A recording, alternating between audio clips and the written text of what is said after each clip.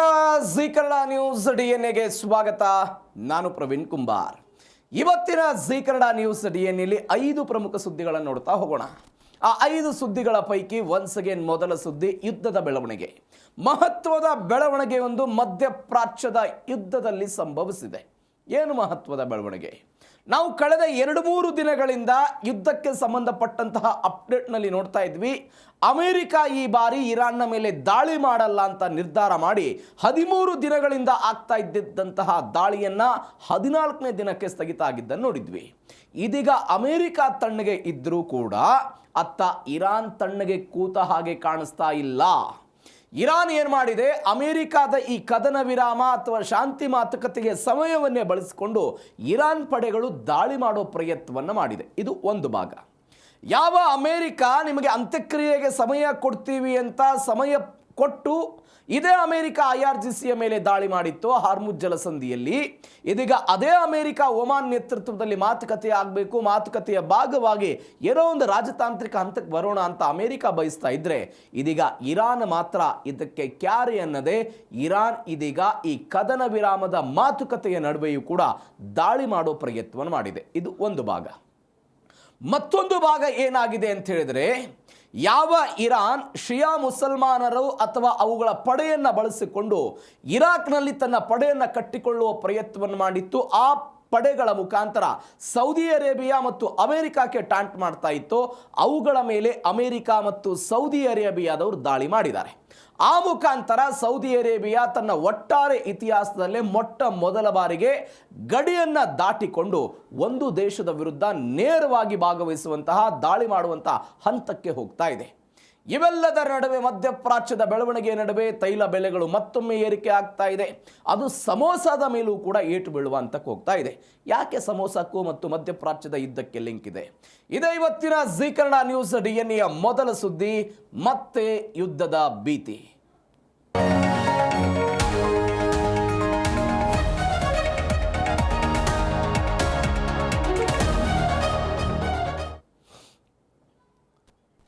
ಒಂದು ಕಡೆ Donald Trump ಹೇಳ್ತಿದ್ರು, ಇಲ್ಲ ಯುದ್ಧ ಬೇಡ, ಮಾತುಕತೆ ಆಗಲಿ ಅಂತ. ನಾನು ನಿನ್ನೆ ಅಷ್ಟೇ ಒಂದು ಮಾತನ್ನು ಹೇಳಿದ್ದೆ, ಡೊನಾಲ್ಡ್ ಟ್ರಂಪ್ ಯಾವಾಗ ತಮ್ಮ ನಿಲುವು ಬದಲಿಸ್ತಾರೋ ಗೊತ್ತಿಲ್ಲ ಅಂತ. ಯಾವಾಗ ಬೇಕಾದರೂ ತಮ್ಮ ನಿಲುವನ್ನು ಬದಲಿಸಿ ಇರಾನ್ ವಿರುದ್ಧ ಹೋರಾಟ ಮಾಡಬೇಕು ಅಂತ ತಮ್ಮ ಸೈನಿಕ ಪಡೆ ಪೆಂಟಗನ್ಗೆ ಕರೆ ಕೊಡಬಹುದು ಅಂತ ನಾವೆಲ್ಲ ಅಂದಾಜನ್ನು ಮಾಡಿದ್ವಿ. ಇವೆಲ್ಲದರ ಹೊರತಾಗಿ ಇದೀಗ ಪ್ರತಿಕ್ರಿಯೆ ಶುರುವಾಗ್ತಾ ಇರೋದು ಇರಾನ್ ಕಡೆಯಿಂದ. ಮನೆಯೂ ಕೂಡ ಹಾಗೆ ಆಗಿತ್ತು. ಯುದ್ಧದ ಭೀತಿಯ ನಡುವೆ ಮಾತುಕತೆಯಾಗಿತ್ತು, ಮಾತುಕತೆಯ ನಡುವೆ ಸಹಿ ಆಗಿತ್ತು, ಸಹಿಯ ನಡುವೆಯೂ ಕೂಡ IRGC ಅವರು ದಾಳಿ ಮಾಡಿದ್ರು. ಇದೀಗ ಒನ್ಸ್ ಅಗೇನ್ ಪುನರಪಿ IRGC ಅಥವಾ ಇರಾನ್ನಿಂದ ಇಂಥದ್ದೊಂದು ದಾಳಿ ಆಗ್ತಾ ಇರೋದನ್ನು ನೋಡ್ತಾ ಇದ್ದೀವಿ. ಯಾವಾಗ ಆಯ್ತಿದ್ದು ದಾಳಿ? ಸಮಯವನ್ನು ಜಸ್ಟ್ ಇಮ್ಯಾಜಿನ್ ಮಾಡಿ. ನಿಮಗೆ ಅಮೆರಿಕದ ಶ್ವೇತಭವನದಿಂದ ಇಸ್ರೇಲ್ನ ಪ್ರಧಾನಿ ಬೆಂಜಮಿನ್ ನೆತನ್ಯಾಹು ಅವರಿಗೆ ಒಂದು ಆಹ್ವಾನ ಹೋಗಿತ್ತು, ನೀವು ಶ್ವೇತಭವನಕ್ಕೆ ಬರಬೇಕು ಅಂತ. 27ನೇ ತಾರೀಕಿಗೆ ಬೆಂಜಮಿನ್ ನೆತನ್ಯಾಹು ಶ್ವೇತಭವನಕ್ಕೆ ಬರ್ತಾರೆ. 28ನೇ ತಾರೀಕಿಗೆ ಮುಚ್ಚಿದ ಕೊಠಡಿಗಳಲ್ಲಿ ಡೊನಾಲ್ಡ್ ಟ್ರಂಪ್ ಮತ್ತು ಬೆಂಜಮಿನ್ ನೆತನ್ಯಾಹು ಇರಾನ್ನ ವಿಚಾರಕ್ಕೆ ಸಂಬಂಧಪಟ್ಟಂತೆ ಸುದೀರ್ಘವಾದಂತಹ ಸಭೆಗಳನ್ನು ಮಾತನಾಡಿದ್ದಾರೆ. ಅದಕ್ಕಿಂತ ಮೊದಲು ಡೊನಾಲ್ಡ್ ಟ್ರಂಪ್ ಒಂದು ಪತ್ರಿಕಾಗೋಷ್ಠಿಯಲ್ಲಿ, ನಾನು ಇರುವ ತನಕವೂ ಕೂಡ ಇರಾನ್ ಪರಮಾಣನ್ನು ಹೊಂದುವುದಕ್ಕೆ ಸಾಧ್ಯವಿಲ್ಲ, ಅದನ್ನು ನನ್ನ ಕನಸು ಮನಸ್ಸಿನಲ್ಲೂ ಕೂಡ ಊಹಿಸಿಕೊಳ್ಳೋದಕ್ಕೆ ಸಾಧ್ಯ ಇಲ್ಲ ಅಂತ ಪತ್ರಕರ್ತರ ಮುಂದೆ ಡೊನಾಲ್ಡ್ ಟ್ರಂಪ್ ಒಂದು ಹೇಳಿಕೆಯನ್ನು ಕೊಟ್ಟರು. ಎಲ್ಲ ಹೇಳಿಕೆಗಳು ಮತ್ತು ಬೆಂಜಮಿನ್ ನೆತನ್ಯಾಹು ಅವರ ಜೊತೆ ಸಭೆಯ ಈ ಮಧ್ಯಂತರ ಅವಧಿಯಲ್ಲಿ ಇರಾನ್ನಿಂದ ಇಂಥದ್ದೊಂದು ಬೆಳವಣಿಗೆ ಆಗಿದೆ. ಹಾಗಾದರೆ ಏನಾಯಿತು ಮಧ್ಯಪ್ರಾಚ್ಯದಲ್ಲಿ? ಡೀಟೇಲ್ಸ್ ನೋಡೋಣ. ಅಮೆರಿಕ ಇರಾನ್ ನೇರ ಮಿಲಿಟರಿ ಸಂಘರ್ಷ ಆಗಿದೆ. ಎಲ್ಲಿ? ಜೋರ್ಡಾನ್ನಲ್ಲಿರುವಂತಹ USA ನೆಲೆಗಳನ್ನು ಗುರಿಯಾಗಿಸಿಕೊಂಡು ಇರಾನ್ನ ಕ್ಷಿಪಣಿ ಅಟ್ಯಾಕ್ ಆಗಿರೋದು. ಎಲ್ಲಿ ಆಯಿತು? ಜೋರ್ಡಾನ್ನಲ್ಲೇ ಆಯಿತು. ನಾವು ಅನೇಕ ಬಾರಿ ಚರ್ಚೆ ಮಾಡಿದ್ದೀವಿ, ಅಮೆರಿಕದ ವಿರುದ್ಧ ನೇರವಾಗಿ ಇರಾನ್ ಯಾವ ಕಾರಣಕ್ಕಾಗಿಯೂ ಕೂಡ ಇಂಥದ್ದೊಂದು ಟಾಂಟ್ ಮಾಡೋದಿಲ್ಲ, ಅಮೆರಿಕ ವಿರುದ್ಧ ಇಂಥದ್ದೊಂದು ದಾಳಿ ಮಾಡಲ್ಲ. ಹಾಗಾದರೆ ಇರಾನ್ ಬಳಿ ಇರುವಂಥ ಆಪ್ಷನ್ ಏನು? ಮಧ್ಯಪ್ರಾಚ್ಯಗಳ ದೇಶಗಳ ಮೇಲೆ ದಾಳಿ ಮಾಡುವಂಥ ಆಪ್ಷನ್ ಇರಾನ್ ಬಳಿ ಇದೆ. ಭೌಗೋಳಿಕವಾಗಿ ಹತ್ತಿರ ಇದೆ, ಅಲ್ಲಿ ಅಮೆರಿಕದ ನೆಲೆಗಳಿದೆ. ಎಲ್ಲ ಕಾರಣಕ್ಕಾಗಿಯೂ ಕೂಡ ಅವರು ದಾಳಿ ಮಾಡುವ ಪ್ರಯತ್ನವನ್ನು ಮಾಡ್ತಾರೆ. ಈ ದಾಳಿ ಯತ್ನದಲ್ಲಿ ಅಮೆರಿಕ ಪಡೆಗಳಿಗೆ ಪ್ರಾಣ ಹಾನಿ, ಆಸ್ತಿ ಪಾಸ್ತಿ ಹಾನಿ ಯಾವುದೂ ಕೂಡ ಸಂಭವಿಸಿಲ್ಲ ಅಂತ ಹೇಳ್ತಾ ಇರೋದು. ಜುಲೈ 28ನೇ ತಾರೀಕಿಗೆ ಈ ದಾಳಿ ಆಗಿದೆ. ಬ್ಯಾಲಿಸ್ಟಿಕ್ ಕ್ಷಿಪಣಿಗಳನ್ನು ದಾಳಿ ಮಾಡಿದರು. ಅಮೆರಿಕದ ಸೆಂಟ್ರಲ್ ಕಮಾಂಡ್ ಅಂದರೆ ಸೆಂಟ್ಕಾಮ್ನ ಪ್ರಕಾರ IRGC ಉಡಾಯಿಸಿದ ಎಲ್ಲ ಬ್ಯಾಲಿಸ್ಟಿಕ್ ಕ್ಷಿಪಣಿಗಳನ್ನು ಹಾಗೂ ಜೋರ್ಡಾನ್ ಸೇನಾಪಡೆಗಳು ಯಶಸ್ವಿಯಾಗೆಲ್ಲ ಹೊಡೆದುರುಳಿಸಿವೆ, ಯಾವುದೇ ಪ್ರಾಣಹಾನಿ ಆಗಿಲ್ಲ ಅಂತವರೆಲ್ಲ ಹೇಳಿದ್ದಾರೆ. 13 ದಿನಗಳಿಂದ ನಡೀತಾ ಇದ್ದಂತಹ ಈ ದಾಳಿ ಪ್ರತಿದಾಳಿ ಎಲ್ಲದಕ್ಕೂ ಕೂಡ ಟ್ರಂಪ್ ಎಲ್ಲ ತಡೆ ಕೊಟ್ಟಿದ್ರು. ಇವೆಲ್ಲದರ ನಡುವೆ ಪ್ರಧಾನಿ ಬೆಂಜಮಿನ್ ನೆತನ್ಯಾಹು ಡೊನಾಲ್ಡ್ ಟ್ರಂಪ್ ಅವರೆಲ್ಲ ಮಾತುಕತೆ ನಡೆಸ್ತಾ ಇದ್ರು. ಈ ಚರ್ಚೆ ನಡೆಸಿದಂತಹ ಕೆಲವೇ ಗಂಟೆಗಳಲ್ಲಿ ಇಂಥದ್ದೊಂದು ದಾಳಿ ಆಗ್ತಾ ಇರೋದನ್ನೆಲ್ಲ ನೋಡಿದ್ದೀವಿ. ಜೋರ್ಡಾನ್ನಲ್ಲಿರುವಂಥ ಅಮೆರಿಕದ ವಾಯುನೆಲೆ ಕಮಾಂಡ್ ಸೆಂಟರ್ಗಳನ್ನೆಲ್ಲ ಗುರಿಯಾಗಿಸಿಕೊಂಡು ದಾಳಿ ಮಾಡಿದ್ರು. 5 ಇರಾನಿ ಕ್ಷಿಪಣಿಗಳನ್ನು ಜೋರ್ಡಾನ್ ಸೇನೆಯ ಮೇಲೆ ತೆಗೆದುಕೊಂಡು ಬರೋ ಪ್ರಯತ್ನ ಆಯಿತು. ಅವೆಲ್ಲವನ್ನು ಕೂಡ ಹೊಡೆದುರುಳಿಸಿದ್ದಾರೆ ಅಂತ ಈಗ ಬರ್ತಾ ಇರೋ ಸುದ್ದಿ. ಹಾಗಾದರೆ ಯಾಕೆ ಈ ದಾಳಿ ಆಯಿತು, ಕೇಂದ್ರೀಕರಿಸಿಕೊಂಡು ದಾಳಿ ಮಾಡೋ ಪ್ರಯತ್ನವನ್ನಾಯಿತು. ಹಾಗಾದರೆ ಯಾಕೆ ದಾಳಿ? ಒಂದು ರಾಜತಾಂತ್ರಿಕ ಸಂದೇಶವನ್ನು ಇರಾನ್ನವರು ಕೊಡೋದಕ್ಕೆ ಪ್ರಯತ್ನವನ್ನು ಪಡ್ತಿದ್ದಾರೆ ಅಂತ ಒಂದು ವಿಶ್ಲೇಷಣೆ ಆಗ್ತಾ ಇದೆ. ಹೆಂಗೆ ರಾಜತಾಂತ್ರಿಕ ಸಂದೇಶ ಅಂತ ಹೇಳಿದ್ರೆ, ಡೊನಾಲ್ಡ್ ಟ್ರಂಪ್ ಮಾತುಕತೆಗಾಗಿ ಈ ಯುದ್ಧದ ಪರಿಸ್ಥಿತಿಯನ್ನು ಸ್ಥಗಿತಗೊಳಿಸಿದಂತಹ ಸಮಯದಲ್ಲಿ ಇರಾನ್ನವ್ರು ಏನು ಅನ್ಕೊಂಡ್ರು ಅಂತ ಹೇಳಿದ್ರೆ, ಇದು ಅಮೆರಿಕಾದ ದೌರ್ಬಲ್ಯವೇ ಹೊರತು ಇರಾನ್ನ ದೌರ್ಬಲ್ಯ ಅಲ್ಲ. ನೀವು ನೋಡಿ, ಯುದ್ಧ ನಾವು ಅನೇಕ ಬಾರಿ ಇದ್ರ ಬಗ್ಗೆ ಚರ್ಚೆ ಮಾಡಿದ್ದೀವಿ. ಈ ಯುದ್ಧ ಶುರುವಾದ ಮೊದಲ ದಿನದಿಂದಲೂ ಕೂಡ ಯಾರು ಪುನರಪಿ ಯುದ್ಧವನ್ನು ಸ್ಟಾಪ್ ಮಾಡೋದು, ಮಾತುಕತೆಗೆ ಅವಕಾಶವನ್ನು ಕೊಡ್ತಾ ಇರೋದು ಇದೇ ಅಮೆರಿಕ ಕೊಡ್ತಾ ಬಂದಿದ್ದ ನೋಡಿದ್ದೀವಿ. ಯಾವತ್ತಾದರೂ ಇರಾನ್ ಯುದ್ಧವನ್ನು ಸ್ಟಾಪ್ ಮಾಡಿಲ್ಲ, ನಾನು ಮಾತುಕತೆಗೆ ಬರ್ತೀನಿ, ಕದನ ವಿರಾಮ ಆಗಬೇಕು ಅಂತ ಯಾವತ್ತಾದರೂ ಬಯಸ್ತಾ? ಯಾವ ಕಾರಣಕ್ಕಾಗಿಯೂ ಬಯಸಲಿಲ್ಲ. ಇದೀಗ ಇರಾನ್ ಒಂದು ಹಂತಕ್ಕೆ ಹೋಗಿ ಅಂದುಕೊಳ್ತು ಅಮೆರಿಕದ ದೌರ್ಬಲ್ಯದ ಕಾರಣಕ್ಕಾಗಿ ಈ ಯುದ್ಧವನ್ನು ಸ್ಥಗಿತ ಮಾಡ್ತಿದ್ದಾರೆ, ಆ ದೌರ್ಬಲ್ಯವನ್ನು ನಾವು ಪ್ಲಸ್ ಪಾಯಿಂಟ್ ಆಗಿ ಮಾಡಿಕೊಳ್ಳೋಣ ಅಂತ ಈ ಒಂದು ರಾಜತಾಂತ್ರಿಕ ಸಂದೇಶ ಕೊಡೋ ಪ್ರಯತ್ನವನ್ನು ಅವರು ಮಾಡಿದ್ದಾರೆ ಅಂತ ಒಂದು ಲೆಕ್ಕಾಚಾರ ಆಗ್ತಾ ಇದೆ. ಮತ್ತೊಂದು ಕಾರಣ ಏನು ಅಂತ ಹೇಳಿದ್ರೆ, ನೀವು ಏನೇ ರಾಜತಾಂತ್ರಿಕ ಮಾತುಕತೆಗಳನ್ನು ಯಾರದ್ದೇ ದೇಶದ ಮಧ್ಯಸ್ಥಿಕೆಯಲ್ಲಿ ಯಾರದ್ದೇ ದೇಶದ ಮೇಜಿನಲ್ಲಿ ನೀವು ನಡೆಸಿದಾಗಲೂ ಕೂಡ ಇರಾನ್ ಅನ್ನು ನೀವು ಯಾವ ಕಾರಣಕ್ಕಾಗಿಯೂ ಕೂಡ ಕಡೆಗಣಿಸುವಂತಿಲ್ಲ. ಅದು ಪರಮಾಣು ವಿಚಾರದಲ್ಲಿ, ಯುರೇನಿಯಂ ಸಂಸ್ಕರಣೆ ವಿಚಾರದಲ್ಲಿ, ಹಾರ್ಮುಜ್ ಜಲಸಂಧಿಯ ವಿಚಾರದಲ್ಲಿ, ಮಗದೊಂದು ವಿಚಾರದಲ್ಲಿ ನಮ್ಮನ್ನ ನೀವು ಕಡೆಗಣಿಸಿ ನಿರ್ಧಾರವನ್ನು ತೆಗೆದುಕೊಂಡ್ರೆ ನೀವು ಹೆಂಗೆ ನನ್ನ ಮೇಲೆ ದಾಳಿ ಮಾಡೋದಕ್ಕೆ ಸದಾ ಸಿದ್ಧ ಅಂತ ನಮ್ಮ ವಿರುದ್ಧ ಮಾತನಾಡ್ತೀರೋ, ನಾವು ಕೂಡ ಅದೇ ಸದಾ ಸಿದ್ಧ ರೀತಿಯಲ್ಲಿ ಇದ್ದೀವಿ ಅನ್ನುವಂಥ ಒಂದು ಸಂದೇಶ ಕೊಡೋ ಭಾಗವಾಗಿ ಅದನ್ನೆಲ್ಲ ಮಾಡ್ತಿದ್ದಾರೆ ಅಂತ. ಇವೆಲ್ಲದರ ನಡುವೆ ಮಹತ್ವದ ಬೆಳವಣಿಗೆ ಆಯಿತು. ನಾನು ಆವಾಗಲೇ ಹೇಳಿದೆ, ಬೆಂಜಮಿನ್ ನೆತನ್ಯಾಹು ಮತ್ತು ಡೊನಾಲ್ಡ್ ಟ್ರಂಪ್ ಅವರ ಮಾತುಕತೆ. ಈ ಉಭಯ ದೇಶಗಳ ನಾಯಕರುಗಳು ಮಾತುಕತೆಗೆ ಬಂದಿದ್ಯಾಕೆ? ಅದು ಇರಾನ್ನ ವಿರುದ್ಧ ಮುಂದಿನ ಹಂತದ ದಾಳಿಗಳನ್ನು ಹೆಂಗೆ ಸಂಯೋಜನೆ ಮಾಡಬೇಕು, ಹೇಗೆ ದಾಳಿಗಳನ್ನು ಮಾಡಬೇಕು, ಆ ಸಂಯೋಜನೆಗೆ ಏನೇನು ಆಗಬೇಕು ಅನ್ನುವಂತಹ ಬೆಳವಣಿಗೆಯ ಭಾಗವಾಗಿ ಇದೆಲ್ಲವೂ ಕೂಡ ಆಗ್ತಾ ಇದೆ ಅಂತ. ಇವೆಲ್ಲದರ ನಡುವೆ US ಸೌದಿ ಜಂಟಿ ವಾಯು ದಾಳಿ ಆಗಿರೋದನ್ನು ನಾವೆಲ್ಲ ನೋಡ್ತಾ ಇದ್ದೀವಿ. ಜಂಟಿ ದಾಳಿ ಆಗಿದ್ದನ್ನು ನೋಡ್ತಾ ಇದ್ದೀವಿ. ಇರಾಕ್ ಮೂಲದ ಇರಾನ್ ಬೆಂಬಲಿತ ಮಿಲಿಷಿಯಾಗಳು 30ಕ್ಕೂ ಹೆಚ್ಚು ಡ್ರೋನ್ ದಾಳಿಗಳಿಗೆ ಇಂಥದ್ದೊಂದು ಕ್ರಮ ಆಗ್ತಾ ಇರೋದನ್ನು ನೋಡ್ತಾ ಇದ್ದೀವಿ. ನೋಡಿ, ಸೌದಿ ಅರೇಬಿಯಾ ಮತ್ತು US ರವರು ಸೇರಿಕೊಂಡು ಇಂಥದ್ದೊಂದು ದಾಳಿ ಮಾಡಿರೋದು. ಎಲ್ಲಿ? ಜುಲೈ 29ನೇ ತಾರೀಕು, ಅಂದರೆ ಇವತ್ತು ಬೆಳಗ್ಗೆ ಆಯ್ತಿದ್ದು. ಪೂರ್ವ ಇರಾಕ್ನಾದ್ಯಂತ ಉಗ್ರ ನೆಲೆಗಳನ್ನೆಲ್ಲ ಧ್ವಂಸ ಮಾಡಿದ್ರು. 20 ಜನ ಮೃತಪಟ್ಟಿದ್ದಾರೆ ಅಂತೆ, 32 ಜನ ಗಾಯಗಳಾಗಿದೆ. ಸೌದಿ ಅರೇಬಿಯಾ ನೇರವಾಗಿ ಭಾಗವಹಿಸಿ ಮತ್ತೊಂದು ದೇಶದ ಗಡಿಯೊಳಗೆ ನುಗ್ಗಿ ದಾಳಿ ಮಾಡ್ತಾ ಇರೋದು ಇದೇ ಮೊದಲು. ಸೌದಿ ಅರೇಬಿಯಾದವರು ಹೇಳಿದ್ರಂತೆ, ನಾವು ಯುದ್ಧ ಬಯಸಲ್ಲ, ನಮ್ಮ ದೇಶದ ತೈಲ ಸಂಪತ್ತು ಮತ್ತು ಸಾರ್ವಭೌಮತ್ವದ ಮೇಲೆ ಏನಾದರೂ ದಾಳಿ ಆದರೆ ನಾವು ಸುಮ್ಮನಿರಲ್ಲ ಅಂತ ಅವರು ಹೇಳಿಕೆ ಕೊಡುವ ಮುಖಾಂತರ ಇಂಥದ್ದೊಂದು ದಾಳಿ ಮಾಡಿದ್ದಾರೆ. ನೀವು ಇದಕ್ಕೆ ಈ ಉಗ್ರ ನೆಲೆಗಳ ಅಂತ ಅಥವಾ ಜಂಟಿ ವಾಯು ದಾಳಿ ಆಗಿರೋದ್ರ ಬಗ್ಗೆ ನಾವು ಸ್ವಲ್ಪ ಇತಿಹಾಸಕ್ಕೆ ಹೋಗೋಣ. 1979ರಲ್ಲಿ ಒಂದ್ಸಲ ಇಸ್ಲಾಮಿಕ್ ಕ್ರಾಂತಿ ಆಯಿತು. ಇಸ್ಲಾಮಿಕ್ ಆಡಳಿತದ ಅಧಿಕಾರಗಳು ಇರಾನ್ನಲ್ಲಿ ಬಂತು. ಎಲ್ಲವೂ ಕೂಡ ಓಕೆ. ಈ ಇಸ್ಲಾಮಿಕ್ ಕ್ರಾಂತಿ ಆದ ನಂತರ ಇರಾನ್ ಏನು ಬಯಸ್ತು ಅಂತ ಹೇಳಿದ್ರೆ, ಒಂದು ಶಿಯಾ ಸಶಸ್ತ್ರ ಗುಂಪುಗಳನ್ನು ಬೆಂಬಲಿಸುವುದಕ್ಕೆ ಇರಾನ್ ಸರ್ಕಾರ ಮುಂದಾಯಿತು. ಅಂದರೆ ಅಯತಲ್ಲಾ ಅಲಿ ಖಮೇನಿ ಅವರು ಈ ಹಿಂದೆ ಇದ್ದಂಥ ಸರ್ವಾಧಿಕಾರಿ, ಅದಾದ ನಂತರ ಅಯತಲ್ಲಾ ಅಲಿ ಖಮೇನಿ ಇವರೇನು ಮಾಡಿದ್ರು, ಶಿಯಾ ಸಶಸ್ತ್ರ ಗುಂಪುಗಳನ್ನು ನಾವು ಬೆಂಬಲಿಸಬೇಕು. ಯಾವ ಕಾರಣಕ್ಕಾಗಿ ಬೆಂಬಲಿಸಬೇಕು?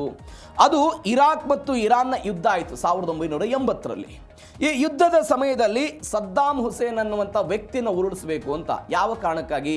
ಆತ ಸುನ್ನಿ ಸಮುದಾಯಕ್ಕೆ ಸೇರಿದಾನೆ ಅನ್ನುವ ಕಾರಣಕ್ಕಾಗಿ ಆತನನ್ನು ಉರುಳಿಸಬೇಕು ಅಂತ ಇರಾನ್ ಇದಕ್ಕೊಂದು ಪ್ರೇರಣೆ ಕೊಡೋ ಪ್ರಯತ್ನವನ್ನು ಮಾಡುತ್ತೆ. ಯಾವಾಗ? 1980ರ ದಶಕದಲ್ಲಿ. ಇದಕ್ಕೇನು ಮಾಡ್ತಾರೆ ಅವರು, ಇರಾಕ್ನಿಂದ ಕೆಲವೊಂದಿಷ್ಟು ಶಿಯಾ ಮುಸಲ್ಮಾನರು ಪಲಾಯನಗೈದಿದ್ರು. ಆ ಶಿಯಾ ಮುಸಲ್ಮಾನ್ ಸೈನಿಕರನ್ನು ಒಟ್ಟುಗೂಡಿಸಿ ಬದ್ರ್ ಬ್ರಿಗೇಡ್ಸ್ ಎನ್ನುವಂಥ ಒಂದು ಇರಾಕಿ ಶಿಯಾ ಸಶಸ್ತ್ರ ಪಡೆಯನ್ನ ಯಾರು ಹುಟ್ಟಾಕಿದ್ರು? ಇದೇ ಇರಾನ್ನವರು ಹುಟ್ಟಾಕಿದ್ರು. ಅದಕ್ಕೆ ಬದ್ರ್ ಬ್ರಿಗೇಡ್ಸ್ ಅಂತ ಕೊಟ್ಟರು. 2003ರಲ್ಲಿ ಒಂದು ಘಟನೆ ಆಗುತ್ತೆ. ಅಮೆರಿಕ ಇರಾಕ್ ಮೇಲೆ ದಾಳಿ ಮಾಡ್ತು. ಇರಾಕ್ ಮೇಲೆ ದಾಳಿ ಮಾಡಿದ ನಂತರ ಸದ್ದಾಂ ಹುಸೇನ್ ಆಡಳಿತವನ್ನು ಕೊನೆಗೊಳಿಸಿದ್ರು. ಈ ಕೊನೆಗೊಂಡ ನಂತರ ಇರಾನ್ಗೆ ಏನೋ ಒಂದು ಪ್ಲಸ್ ಪಾಯಿಂಟ್ ಆಯಿತು ಅಂತ ಹೇಳಿದ್ರೆ, ನಾವು ಇರಾಕ್ ಒಳಗಡೆ ಹೋಗೋದಕ್ಕೆ ಇದೊಂದು ಅವಕಾಶ ಸಿಕ್ತು ಅಂತೇಳಿ ಅವರು ಇರಾಕ್ನ ಒಳಗಡೆ ಇರಾನ್ ಅವರು ಹೋಗೋದಕ್ಕೆ ಶುರು ಮಾಡಿದ್ರು. ಇದು ಯಾವಾಗ? 2003ರ ನಂತರ ಆದಂತಹ ಬೆಳವಣಿಗೆ. ಅದಾದ ನಂತರ ಅಮೆರಿಕ ಸೇನೆಯನ್ನ ಇರಾಕ್ನಿಂದ ನಾವು ಶತಾಯಗತಾಯ ಓಡಿಸಬೇಕು ಎನ್ನುವಂತಹ ನಿರ್ಧಾರಕ್ಕೆ ಯಾರು ಬರ್ತಾರೆ ಅಂತ ಹೇಳಿದ್ರೆ, ಇದೇ ಇರಾನ್ ಪಡೆದವರು ಬಂದು IRGC ಉಗ್ರಗಾಮಿ ಗುಂಪುಗಳ ಗುಂಪುಗಳಿಗೆ ಹಣೆ ಕೊಡ್ತಾರೆ, ತರಬೇತಿ ಕೊಡ್ತಾರೆ. ಹೆಂಗೆ ಹೆಜ್ಬುಲ್ಲಾ ಹಮಾಸ್ನವರಿಗೆ ಇವರಿಗೆ ತರಬೇತಿ ಕೊಡೋದು, ಅದಾದಂಥ ಹಣ ಕೊಡೋದು, ತಾಂತ್ರಿಕವಾಗಿ ಸಹಾಯ ಮಾಡೋದು ಮಾಡ್ತಾರಲ್ಲ, ಅದೇ ರೀತಿಯಾಗಿ ಬದ್ರ್ ಬ್ರಿಗೇಡ್ಸ್ ಎನ್ನುವಂಥ ಈ ಗುಂಪುಗಳಿಗೆ ಸಹಾಯ ಮಾಡೋದಕ್ಕೆಲ್ಲ ಬಂದರು. ಯಾವಾಗ 2003 ನಂತರ. ಈ ಎಲ್ಲದಕ್ಕೂ ಒಂದು ಟರ್ನಿಂಗ್ ಪಾಯಿಂಟ್ ಸಿಗೋದು, ಇದಕ್ಕೆ ಕನೆಕ್ಟಿವಿಟಿ ಆಗುತ್ತೆ ಇವತ್ತಿನ ದಾಳಿಗೂ ಮತ್ತು 2014 ಟರ್ನಿಂಗ್ ಪಾಯಿಂಟ್ ಆಗುತ್ತೆ. ಏನದು ಅಂತ ಹೇಳಿದ್ರೆ, ಒಂದು ಐಸಿಸ್ ಎನ್ನುವಂತಹ ಉಗ್ರ ಸಂಘಟನೆ ಇರಾಕ್ನ ಒಂದು ಅರ್ಧ ಪ್ರದೇಶವನ್ನು ವಶಕ್ಕೆ ತೆಗೆದುಕೊಂಡು ಬಿಡ್ತಾರೆ. ಈ ಐಸಿಸ್ ಅನ್ನ ಮಟ್ಟ ಹಾಕಬೇಕು ಅಂತ ಯಾರು ಪ್ರಯತ್ನ ಪಡೋದು, ಅವಾಗ ಇರಾನ್ನವರು 2014 ಐಸಿಸ್ ವಿರುದ್ಧ ಹೋರಾಟ ಮಾಡಬೇಕು ಅಂತೇಳಿ ಒಂದು PMF ಎನ್ನುವಂಥ ಒಂದು ಪಡೆಯನ್ನು ರಚನೆ ಮಾಡ್ಕೊಳ್ತಾರೆ. PMF ಪಡೆಯನ್ನು ರಚನೆ ಮಾಡ್ಕೊಳ್ತಾರೆ. ಈ ಪಡೆ ಐಸಿಸ್ ವಿರುದ್ಧ ಸೋಲಿಸುತ್ತೆ, ಐಸಿಸ್ ಅನ್ನು ಸೋಲಿಸುತ್ತೆ ಈ PMF ಪಡೆ. ಯಾವ PMF ಪಡೆ 2016 ಇರಾಕ್ ಸೇನೆ PMF ಪಡೆಯನ್ನು ತನ್ನ ಅಧಿಕೃತ ಸೈನ್ಯ ಅಂತ ಕಾನೂನು ಅನುಮೋದನೆ ಕೊಟ್ಟು ಅದನ್ನು ಬದ್ಧವಾಗಿ ಮಾಡಿಕೊಂಡು ಇವತ್ತೇನು ದಾಳಿ ಆಗಿದೆಯಲ್ಲ, US ಮತ್ತು ಸೌದಿ ಜಂಟಿ ದಾಳಿ ಮಾಡಿರೋದು ಯಾರ ಮೇಲೆ ಅಂತ ಹೇಳಿದ್ರೆ, ಇದೇ PMF ಎನ್ನುವಂತಹ ಸೈನಿಕರ ಮೇಲೆ ಅಥವಾ ಉಗ್ರ ಸಂಘಟನೆ ಅಂತ ಇರಾನ್ನವರು ಏನು ಕರೀತಾರೆ ಅದನ್ನು ಕೇಂದ್ರೀಕರಿಸಿಕೊಂಡು ಇವತ್ತು ಇಂಥದ್ದೊಂದು ದಾಳಿ ಆಗ್ತಾ ಇರೋದನ್ನು ನಾವು ನೋಡ್ತಾ ಇದ್ದೀವಿ. ಯಾವ ಕಾರಣಕ್ಕಾಗಿ? ಒಂದು ಕಡೆ ಸೌದಿಯವರಿಗೆ ಇದೇ ಯಮನ್ನ ಹೂತಿಗಳಿಂದ ಆಗ್ತಾ ಇರುವಂತಹ ಬೆಳವಣಿಗೆಗಳನ್ನು ಗಮನಿಸ್ತಾ ಇದ್ದೀವಿ. ಅವರ ತೈಲ ಮಾರುಕಟ್ಟೆಯನ್ನು ಶತಾಯಗತಾಯವಾಗಿ ಕುಸಿಬೇಕು ಅನ್ನುವ ಕಾರಣಕ್ಕಾಗಿ ಅಲ್ಲಿ ದಾಳಿ ಆಗ್ತಾ ಇರೋದನ್ನು ನೋಡ್ತಾ ಇದ್ದೀವಿ. ಇವೆಲ್ಲದರ ನಡುವೆ ಸಮುದ್ರದ ವಿಚಾರಕ್ಕೆ ಸಂಬಂಧಪಟ್ಟಂತೆ ಕೆಂಪು ಸಮುದ್ರದಲ್ಲಿ ತಮ್ಮ ತೈಲ ಮಾರಾಟ ಮಾಡೋದಕ್ಕೆ ಅವಕಾಶವನ್ನು ಕೊಡ್ತಾ ಇಲ್ಲ, ತೈಲ ಸಂಘಟನೆಗೆ ಅವಕಾಶ ಆಗ್ತಾ ಇಲ್ಲ, ಇತ್ಯಾದಿ ನೆಪಗಳ ಕಾರಣಕ್ಕಾಗಿ ಸೌದಿ ಅರೇಬಿಯಾವು ಕೂಡ ಇವತ್ತು ರೋಸಿ ಹೋಗ್ಬಿಟ್ಟಿದೆ. US ಕೂಡ ಈ ಇರಾಕ್ನ ವಿಚಾರಕ್ಕೆ ಸಂಬಂಧಪಟ್ಟಂತೆ ಈ ಬೆಳವಣಿಗೆಗಳನ್ನು ಗಮನಿಸ್ತಾ ಇದೆ. ಇವುಗಳನ್ನು ಗುರಿಯಾಗಿಸಿಕೊಂಡು ಯಾವ ಇರಾಕ್ನ ಸೇನೆ ಅಧಿಕೃತ PMF ಎನ್ನುವಂತಹ ಸೇನೆಯನ್ನ ಅಧಿಕೃತ ಅಂತ ಇರಾಕ್ ಮಾಡ್ಕೊಂಡಿದೆಯೋ, ಆ ಅಧಿಕೃತವಾಗಿರುವಂತಹ ಸೇನೆ ಮೇಲೆ ಇವತ್ತು US ಮತ್ತು ಸೌದಿ ಅರೇಬಿಯಾ ದಾಳಿ ಮಾಡ್ತಾ ಇದ್ದದನ್ನು ನೋಡ್ತಾ ಇದ್ದೀವಿ. ಇದನ್ನ ಹುಟ್ಟು ಹಾಕಿದವರು ಯಾರು ಅಂತ ಹೇಳಿದ್ರೆ ಅದೇ ಇರಾನ್ ಪಡೆಗಳು. ಯಾವ ಕಾರಣಕ್ಕಾಗಿ? ಅಮೆರಿಕವನ್ನ ಇರಾಕ್ನಿಂದ ಹೊರಗಡೆ ಹಾಕಬೇಕು ಅನ್ನುವ ಕಾರಣಕ್ಕಾಗಿ. ಇದು ಒಂದು ಭಾಗ. ಮತ್ತೊಂದು ಬೆಳವಣಿಗೆ ಏನಾಯಿತು ಅಂತ ಹೇಳಿದ್ರೆ, ಇದೇ ಯುದ್ಧದಲ್ಲಿ ಇಸ್ರೇಲ್ ತಂತ್ರಜ್ಞಾನ ನೆತನ್ಯಾಹು ರಹಸ್ಯ ಚರ್ಚೆ ಆಗಿದೆ. ನಾನು ಅವಾಗಲೇ ಹೇಳಿದೆ, 27ನೇ ತಾರೀಕಿಗೆ ಬೆಂಜಮಿನ್ ನೆತನ್ಯಾಹು ಹೋದರು, 28ನೇ ತಾರೀಕಿಗೆ ಅಂದರೆ ನಿನ್ನೆಯಷ್ಟೇ ಚರ್ಚೆ ಆಗಿದೆ ಶ್ವೇತಭವನದಲ್ಲಿ ಅಂತ. ಇರಾನ್ ಮೇಲೆ ತೆಗೆದುಕೊಂಡಿರುವಂತಹ ಕ್ರಮಗಳು, ವಾಟ್ ನೆಕ್ಸ್ಟ್ ಅನ್ನುವಂತಹ ವಿಚಾರಕ್ಕೆ ಸಂಬಂಧಪಟ್ಟಂತೆ ಆಗ್ತಾ ಇರುವಂತಹ ಬೆಳವಣಿಗೆಗಳು, ಉಪಕ್ರಮಗಳು, ನಾಳೆ ಪೂರ್ಣ ಪ್ರಮಾಣದ ಯುದ್ಧ ಆದರೆ ಏನೇನು ಆಗಬೇಕು, ಏನು ಎತ್ತ ಅಂತ ಪುನರ್ನಿರ್ಮಿಸುವಂತಹ ಮುಖ್ಯ ಸ್ಥಳಗಳನ್ನೆಲ್ಲ ನೋಡಿದ್ರಂತೆ. ಏನು ಎತ್ತ, ನಾವೇನು ಮಾಡಬಹುದು ಎನ್ನುವಂಥ ವಿಚಾರಕ್ಕೆ ಸಂಬಂಧಪಟ್ಟಂತೆ ಎಲ್ಲ ಬೆಳವಣಿಗೆಗಳಾಗಿದೆ. 28ನೇ ತಾರೀಕಿಗೆ ಟ್ರಂಪು ಬೆಂಜಮಿನ್ ನೆತನ್ಯಾಹು ರಹಸ್ಯವಾದಂಥ ನಿರ್ಣಾಯಕ ಮೌಲ್ಯಮಾಪನ ಹಂಚಿಕೆಯನ್ನು ಮಾಡಿಕೊಂಡ್ರಂತೆ. ಇರಾನ್ ಯಾವುದೇ ಕಾರಣಕ್ಕೂ ಪರಮಾಣು ಶಸ್ತ್ರಾಸ್ತ್ರಗಳನ್ನು ಹೊಂದುವಂತೆ ತಡೆಯೋದು ಈ ಸಭೆಯ ಮುಖ್ಯ ಉದ್ದೇಶ ಆಗಿತ್ತಂತೆಲ್ಲ ಹೇಳ್ಕೊಂಡಿದ್ದಾರೆ. ನಾನು ಅವಾಗ ಹೇಳಿದೆ, ಟ್ರಂಪ್ ಅವರು ಒಂದು ಹೇಳಿಕೆಯನ್ನು ಕೊಟ್ಟಿದ್ದಾರೆ. ಅಮೆರಿಕದ ಮಿಲಿಟರಿ ದಾಳಿಗಳು ನಡೆದೇ ಹೋಗಿದ್ರೆ ಇರಾನ್ ಕೇವಲ 2 ರಿಂದ 4 ವಾರಗಳಲ್ಲಿ ಪರಮಾಣು ಬಾಂಬನ್ನು ಸಿದ್ಧಪಡಿಸ್ತಾ ಇತ್ತು ಅಂತ ಆತಂಕಕಾರಿ ಮೌಲ್ಯಮಾಪನವನ್ನು ಟ್ರಂಪ್ ಹಂಚಿಕೊಂಡ್ರು. ಇವೆಲ್ಲದರ ನಡುವೆ ಇಸ್ರೇಲ್ ಒಂದು ವರದಿಯನ್ನು ಅಮೆರಿಕ ಕೊಟ್ಟಿದೆ. ಯುದ್ಧದ ವಿರಾಮದ ಅವಧಿಯಲ್ಲಿ ಇರಾನ್ ತನ್ನ ಬ್ಯಾಲಿಸ್ಟಿಕ್ ಕ್ಷಿಪಣಿಗಳ ದಾಸ್ತಾನು ತಂತ್ರಜ್ಞಾನವನ್ನು ಮರುಸ್ಥಾಪನೆ ಮಾಡೋದಕ್ಕೆ ಭಾರಿ ವೇಗದಲ್ಲಿ ಕೆಲಸ ಮಾಡ್ತಾ ಇದೆ ಅಂತ ಒಂದು ಇಂಟೆಲಿಜೆನ್ಸ್ ರಿಪೋರ್ಟ್ ಅನ್ನು ಇಸ್ರೇಲ್ ಅವರು ಕೊಡೋ ಪ್ರಯತ್ನವನ್ನು ಮಾಡಿದ್ದಾರೆ. ಒನ್ಸಗೆ ನಾವು ಯುದ್ಧದ ಆರಂಭದಲ್ಲಿ ನೋಡೋಣ, ಯಾವ ಅಮೆರಿಕ ಏನು ಬಯಸಿತ್ತು, ಇರಾನ್ನ ಬಳಿ ಇರುವಂತಹ ಬ್ಯಾಲಿಸ್ಟಿಕ್ ಕ್ಷಿಪಣಿಗಳು ಕೇವಲ 500-600 ಕಿಲೋಮೀಟರ್ ಮಾತ್ರ ವ್ಯಾಪ್ತಿಗೆ ಇರಬಹುದು ಅಂತ. ಆದರೆ ಯುದ್ಧ ಶುರುವಾದ ನಂತರ ಇರಾನ್ ಪ್ರತೀಕಾರವನ್ನು ತೀರಿಸಿಕೊಂಡಾಗ ಆದರೆ ಬ್ಯಾಲಿಸ್ಟಿಕ್ ಕ್ಷಿಪಣಿಗಳ ಮೌಲ್ಯ ಮತ್ತು ಅದರ ವ್ಯಾಪ್ತಿ ದೊಡ್ಡದಿದೆ ಅನ್ನುವಂಥದ್ದು ಅಮೆರಿಕ ಗೊತ್ತಾಗಿತ್ತು. ಅದನ್ನು ಇಸ್ರೇಲ್ ತನ್ನ ಇಂಟೆಲಿಜೆನ್ಸ್ ವರದಿಯಲ್ಲಿ ಉಲ್ಲೇಖ ಮಾಡಿದೆ ಅಂತ. 1800 ರಿಂದ 2000 ಅತ್ಯಾಧುನಿಕ ಬ್ಯಾಲಿಸ್ಟಿಕ್ ಕ್ಷಿಪಣಿಗಳನ್ನು ಯಾರು ಹೊಂದಿದ್ದಾರೆ? ಇರಾನ್ನವರು ಹೊಂದಿದ್ದಾರೆ. ಆ 1800, 2000 ಬ್ಯಾಲಿಸ್ಟಿಕ್ ಕ್ಷಿಪಣಿಗಳನ್ನು ಹೊಂದೋದು ಯಾರಿಗೆ ಘಾತಕ? ಒಂದು ಇಸ್ರೇಲ್ಗೆ ಘಾತಕ, ಮತ್ತೊಂದು ಮಧ್ಯಪ್ರಾಚ್ಯದ ಉಳಿದ ದೇಶಗಳಿಗೆ ಘಾತಕ ಆಗುತ್ತೆ. ಇಂಥದ್ದೊಂದು ವರದಿಯನ್ನು ಕೊಟ್ಟಿದ್ದಾರೆ ಅಂತ. ಸ್ವಲ್ಪ ನಾವು ಹಿಂದಕ್ಕೆ ಹೋಗೋಣ. ನಾನು ನಿನ್ನೆ ಇದ್ರ ಬಗ್ಗೆ ಸುದೀರ್ಘವಾಗಿ ಹೇಳಿದೆ. ಅಮೆರಿಕ ಈ ಹಿಂದೆ ಇರಾನ್ ಕೂಡ ಪರಮಾಣುವನ್ನು ಹೊಂದಬೇಕು ಅನ್ನುವ ಕಾರಣಕ್ಕಾಗಿ ಹೆಂಗೆ ಸಹಾಯ ಮಾಡಿತ್ತು, ಏನು ಎತ್ತ, 79 ನಂತರ ಹೆಂಗೆ ಬದಲಾವಣೆ ಆಯಿತು ಅನ್ನೋದ್ರ ಬಗ್ಗೆ ನೋಡಿದ್ವಿ. ಇವತ್ತು ಬೆಂಜಮಿನ್ ನೆತನ್ಯಾಹು ಮತ್ತು ಡೊನಾಲ್ಡ್ ಟ್ರಂಪ್ ಅವರು ಚರ್ಚೆ ಮಾಡಿದ್ದಾರೆ ಅಂತ. ಯಾವ ಇಸ್ರೇಲ್ ಕೂಡ ಇವತ್ತು ಪರಮಾಣುವನ್ನು ಇರಾನ್ ಹೊಂದಬಾರದು ಅಂತ ಬಯಸ್ತಾ ಇದೆಯೋ, 1960 ಮತ್ತು 70ರ ದಶಕದಲ್ಲಿ ಅಂದರೆ 47ರಲ್ಲಿ ಉಗಮ, 48ರಲ್ಲಿ ಉಗಮ, ಅದಾದ ನಂತರ 12-13 ವರ್ಷಗಳ ನಂತರ ಇಸ್ರೇಲ್ ಎನ್ನುವಂಥ ಒಂದು ಪುಟ್ಟ ದೇಶ ತನ್ನ ಇಂಟೆಲಿಜೆನ್ಸ್ ಮತ್ತು ರಕ್ಷಣಾ ತಜ್ಞರನ್ನ ಇರಾನ್ನಲ್ಲಿ ಸಕ್ರಿಯವಾಗಿರುವಂತೆ ನೋಡಿಕೊಂಡಿತ್ತು. ಯಾವ ಕಾರಣಕ್ಕಾಗಿ? ಬೇರೆ ಬೇರೆ ಕಾರಣಕ್ಕಾಗಿ ಇರಾನ್ನಲ್ಲಿ ಅಭಿವೃದ್ಧಿ ಮಾಡಬೇಕು ಅನ್ನುವ ಕಾರಣಕ್ಕಾಗಿ. ಯಾವಾಗ? 60 ಮತ್ತು 70ರ ದಶಕದಲ್ಲಿ, ಆ 10 ವರ್ಷಗಳ ಕಾಲ ಇರಾನ್ ತಂತ್ರಜ್ಞಾನ ಮೂಲಭೂತ ಸೌಕರ್ಯಗಳನ್ನು ಅಭಿವೃದ್ಧಿಪಡಿಸಬೇಕು ಅನ್ನುವ ಕಾರಣಕ್ಕಾಗಿ ಇಂಜಿನಿಯರ್ಗಳು ಭದ್ರತಾ ನೆರವನ್ನು ಕೊಟ್ಟಿದ್ರು. ಯಾರಿಗೆ? ಇರಾನ್ಗೆ ಕೊಟ್ಟಿದ್ರು. ಒಂದು ಘಟನೆ ಆಯಿತು 1977ರಲ್ಲಿ. 1977ರಲ್ಲಿ ಇಸ್ರೇಲ್ ಮತ್ತು ಇರಾನ್ ಎರಡೂ ದೇಶಗಳು ಕೂಡ ಸೇರಿಕೊಂಡು, ಅಂದರೆ ಇಸ್ಲಾಮಿಕ್ ಕ್ರಾಂತಿ ಆಗುವ 2 ವರ್ಷಗಳ ಮೊದಲು 72ರಲ್ಲಿ ಪರಮಾಣು ಸಿಡಿತಲೆಗಳನ್ನು ತೆಗೆದುಕೊಂಡು ಹೋಗಬಲ್ಲಂತಹ ಸುಧಾರಿತ ಕ್ಷಿಪಣಿಗಳನ್ನು ಅಭಿವೃದ್ಧಿಪಡಿಸುವುದಕ್ಕೆ ಉಭಯ ದೇಶಗಳು ಒಪ್ಪಂದವನ್ನು ಮಾಡಿಕೊಂಡಿದ್ವು. ಅಂದರೆ ತಾವು ತಯಾರಿಸಿದಂತಹ ಪರಮಾಣುಗಳನ್ನು ಸಿಡಿತಲೆಗಳನ್ನು ತೆಗೆದುಕೊಂಡು ಹೋಗಬೇಕಾದಕ್ಕೆ ಒಂದು ಕ್ಷಿಪಣಿಗಳು ಬೇಕಲ್ಲ, ಆ ಕ್ಷಿಪಣಿಗಳನ್ನು ಅಭಿವೃದ್ಧಿಪಡಿಸೋದಕ್ಕೆ ಸಹಿ ಹಾಕಿದ್ದವರು ಯಾರು? ಇದೇ ಇಸ್ರೇಲ್ ಮತ್ತು ಇರಾನ್. ಆದರೆ ಇದಕ್ಕಾಗಿಯೇ ಶತಕೋಟಿ ಡಾಲರ್ ಮೌಲ್ಯದಲ್ಲಿ ಇಸ್ರೇಲ್ ಕೂಡ ಸಹಾಯ ಮಾಡಿತ್ತು. ಆದರೆ 79ರ ನಂತರ ಇದು ಎಲ್ಲವೂ ಕೂಡ ಬದಲಾಗಿ ಹೋಯಿತು. ಯಾಕೆ ಅಂತ ಹೇಳಿದ್ರೆ 79ರ ನಂತರ ಬಂದಂತಹ ಅಧಿಕಾರ ಅದು ಇಸ್ರೇಲ್ನ ಅಡಿಪಾಯಕ್ಕೆ ಒಂದು ಪ್ರಶ್ನೆ ಮಾಡುವಂತಹ ಅಧಿಕಾರ ಅಲ್ಲಿಗೆ ಬಂತು. ಈ ಕಾರಣಕ್ಕಾಗಿ ಎಲ್ಲ ಬೆಳವಣಿಗೆ ಆಯಿತು. ನಾವು ಅನೇಕ ಬಾರಿ ನೋಡಿದ್ದೇವೆ. ಈಗಾಗಲೇ ಇರಾನ್ 60% ಯುರೇನಿಯಂ ಅನ್ನು ಸಂಸ್ಕರಣೆ ಮಾಡಿದೆ. ಆ ಸಂಸ್ಕರಣೆಯ ಕಾರಣಕ್ಕಾಗಿಯೇ ಇವತ್ತು ಅಮೆರಿಕ ಮತ್ತು ಇಸ್ರೇಲ್ನವರು ಖ್ಯಾತಿಯನ್ನು ತೆಗಿತಾ ಇದ್ದಾರೆ, ಅವರು ಹೊಂದಬಾರದು ಅಂತ.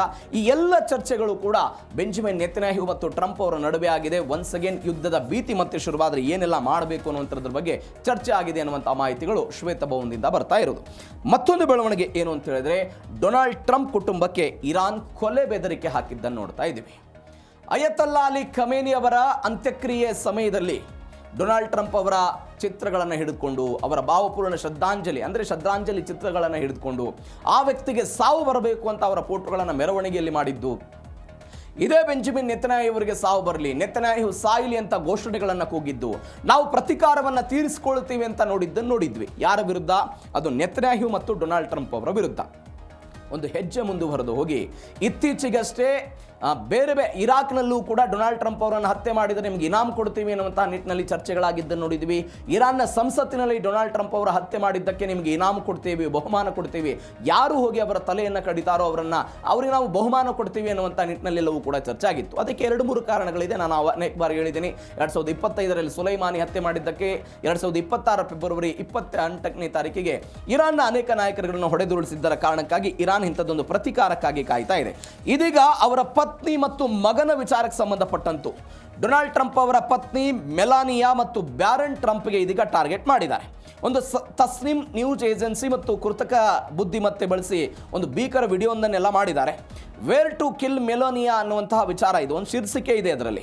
ಅವರ ಭದ್ರತಾ ದಾರಿಗಳು, ಅವ್ರ ಮೇಲೆ ಹೆಂಗೆ ದಾಳಿ ಮಾಡಬೇಕು, ಏನು ಎತ್ತ ಅನ್ನೋದ್ರ ಬಗ್ಗೆ ಒಂದು ಸೃಷ್ಟಿ ಮಾಡಲಾಗಿದೆ. ಅವರ ಕಿರಿಯ ಮಗ ಬ್ಯಾರನ್ ಟ್ರಂಪ್ನನ್ನು ತೋರಿಸಿ, ಬ್ಯಾರನ್ ಟ್ರಂಪ್ ಇದು ಕೇವಲ ಆರಂಭ ಅಷ್ಟೇ, ನಮಗಾಗೆಲ್ಲ ನೀವು ಕಾಯಬೇಕು ಅಂತ ವಿಡಿಯೋದಲ್ಲಿ ಹೇಳಿದ್ದಾರೆ. ಒಂದು 2 ನಿಮಿಷದ ವಿಡಿಯೋ ಇದು. ಆ 2 ನಿಮಿಷದ ವಿಡಿಯೋದಲ್ಲಿ ಕೆಲವೊಂದಿಷ್ಟು ವಿಚಾರಗಳನ್ನು ಉಲ್ಲೇಖ ಮಾಡಿದ್ದಾರೆ. ಏನಿದೆ ಹಾಗಾದರೆ 2 ನಿಮಿಷದ ವಿಡಿಯೋದಲ್ಲಿ? ಈ ವಿಡಿಯೋ ಆರಂಭವಾಗುವಂತಹ ಸಮಯದಲ್ಲಿ ಶ್ವೇತಭವನ ಮತ್ತು ಫ್ಲೋರಿಡಾದಲ್ಲಿರುವಂತಹ ಡೊನಾಲ್ಡ್ ಟ್ರಂಪ್ ಅವರ ಅಧಿಕೃತ ನಿವಾಸ ಮಾರ್ ಎ ಲಾಗೋ ಅಂತ ನಾವೇನು ಕರಿತೀವಿ, ಅವುಗಳನ್ನು ವೈಮಾನಿಕ ದೃಶ್ಯಗಳನ್ನು ಆ ಚಿತ್ರದಲ್ಲಿ ತೋರಿಸ್ತಾರೆ. ಇದು ವಿಡಿಯೋ ಆರಂಭ ಆಗೋದು 2 ನಿಮಿಷದ ವಿಡಿಯೋದಲ್ಲಿ ಮೊದಲ ಆರಂಭ ಆಗುತ್ತೆ. ಅದಾದ ನಂತರ ಏನು ಬರುತ್ತೆ?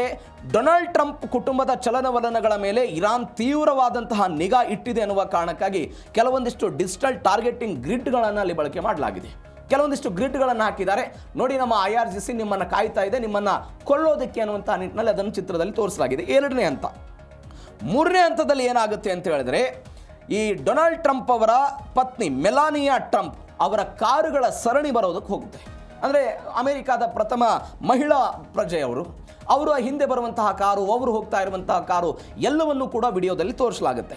ಇವೆಲ್ಲದರ ನಂತರ ಭದ್ರತಾ ವ್ಯವಸ್ಥೆಯನ್ನು ಭೇದಿಸಿ, ಅವರಿಗಿರುವಂತಹ ಭದ್ರತಾ ವ್ಯವಸ್ಥೆಯನ್ನು ಭೇದಿಸಿ ಸ್ನೈಪರ್ ಮತ್ತು ರಿಮೋಟ್ ಕಂಟ್ರೋಲ್ನ ಮುಖಾಂತರ, ಡ್ರೋನ್ನ ಮುಖಾಂತರ ಅವರನ್ನು ಹೆಂಗೆ ಹತ್ಯೆ ಮಾಡಲಾಗುತ್ತೆ ಅನ್ನೋದನ್ನು ವಿಡಿಯೋದಲ್ಲಿ ತೋರಿಸುವ ಪ್ರಯತ್ನವನ್ನು ಮಾಡಲಾಗಿದೆ. ಅದನ್ನು ಗ್ರಾಫಿಕ್ಸ್ನ ಮುಖಾಂತರ ವೈಭವೀಕರಿಸುವ ಪ್ರಯತ್ನವನ್ನು ಇರಾನ್ನವರು ಮಾಡಿದ್ದಾರೆ. ಇದು ಒಂದು ಭಾಗ.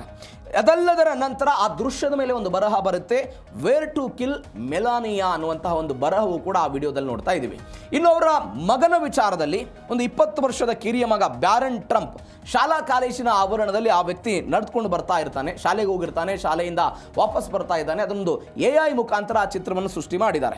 ಒಂದು ರೆಡ್ ಲೇಸರ್ ಡಾಟ್ ಅನ್ನು ಇರಿಸಿ, ಬ್ಯಾರನ್ ಟ್ರಂಪ್ ಇದು ಕೇವಲ ಆರಂಭ ಅಷ್ಟೇ, ನಮಗಾಗಿ ಕಾಯಿರಿ ಎನ್ನುವಂಥ ಒಂದು ಬೆದರಿಕೆ ಸಂದೇಶವನ್ನು ಆಡಿಯೋದ ಮುಖಾಂತರ ಕೊಡುವ ಪ್ರಯತ್ನವನ್ನು ಇರಾನ್ ಅವರು ಮಾಡಿದ್ದಾರೆ. ಅದು ಡೊನಾಲ್ಡ್ ಟ್ರಂಪ್ ಅವರ ಕುಟುಂಬಕ್ಕೆ ಇದೆಲ್ಲವೂ ಆಗಿರೋದು. ವಿಡಿಯೋದ ಕೊನೆಗೆ ಏನಂಗಾಗುತ್ತೆ? ವಿಡಿಯೋದ ಕೊನೆಗೆ ಹೆಂಗೆ ಅಮೆರಿಕದ ಅಧ್ಯಕ್ಷರೊಬ್ಬರು ಮೃತಪಟ್ಟಾಗ ಅಮೆರಿಕದ ಧ್ವಜವನ್ನು ಹೊದಿಸಿ ಅವರಿಗೆ ಹೆಂಗೆ ಗೌರವವನ್ನು ಮಾಡಲಾಗುತ್ತಲ್ಲ, ಆ ರೀತಿಯಾಗಿ ಧ್ವಜವನ್ನು ಹೊಂದಿಸಿ ಸಾಲು ಸಾಲು ಶವಪೆಟ್ಟಿಗೆಗಳನ್ನು ಇಟ್ಟಿದ್ದಾರೆ. ಸಾಲು ಸಾಲು ಶವಪೆಟ್ಟಿಗೆಗೆ ಯಾಕು? ಡೊನಾಲ್ಡ್ ಟ್ರಂಪ್ ಅವರ ಪತ್ನಿ, ಡೊನಾಲ್ಡ್ ಟ್ರಂಪ್ ಅವರ ಮಗ, ಈ ರೀತಿಯಾಗಿ 3 ಜನರ ಶವಪೆಟ್ಟಿಗೆಗಳನ್ನು ವಿಡಿಯೋದಲ್ಲಿ ತೆಗೆದುಕೊಂಡು ಬರುವ ಪ್ರಯತ್ನವನ್ನು ಮಾಡ್ತಾರೆ. ಅದರ ಹೆಸರುಗಳನ್ನು ಕೂಡ ಬರೆದಿದ್ದಾರೆ. ಜನರಲ್ ಕಾಸಿಂ ಸುಲೈಮಾನಿ ಹತ್ಯೆಯ ಪ್ರತಿಕಾರವಾಗಿ ಇಡೀ ಟ್ರಂಪ್ ವಂಶವನ್ನೇ ಮುಗಿಸ್ತೇವೆ ಎನ್ನುವಂತಹ ಒಂದು ಸಂದೇಶವನ್ನು ವಿಡಿಯೋದ ಕೊನೆಗೆ ಕೊಡೋ ಪ್ರಯತ್ನವನ್ನು ಈ ವಿಡಿಯೋದಲ್ಲಿ ಮಾಡಲಾಗಿದೆ. ನಾನು ಆವಾಗಲೇ ಹೇಳಿದೆ, ಯಾಕೆ ಡೊನಾಲ್ಡ್ ಟ್ರಂಪ್ ಅವರ ಕುಟುಂಬವನ್ನು ಇವರು ಟಾರ್ಗೆಟ್ ಮಾಡ್ತಿದ್ದಾರೆ.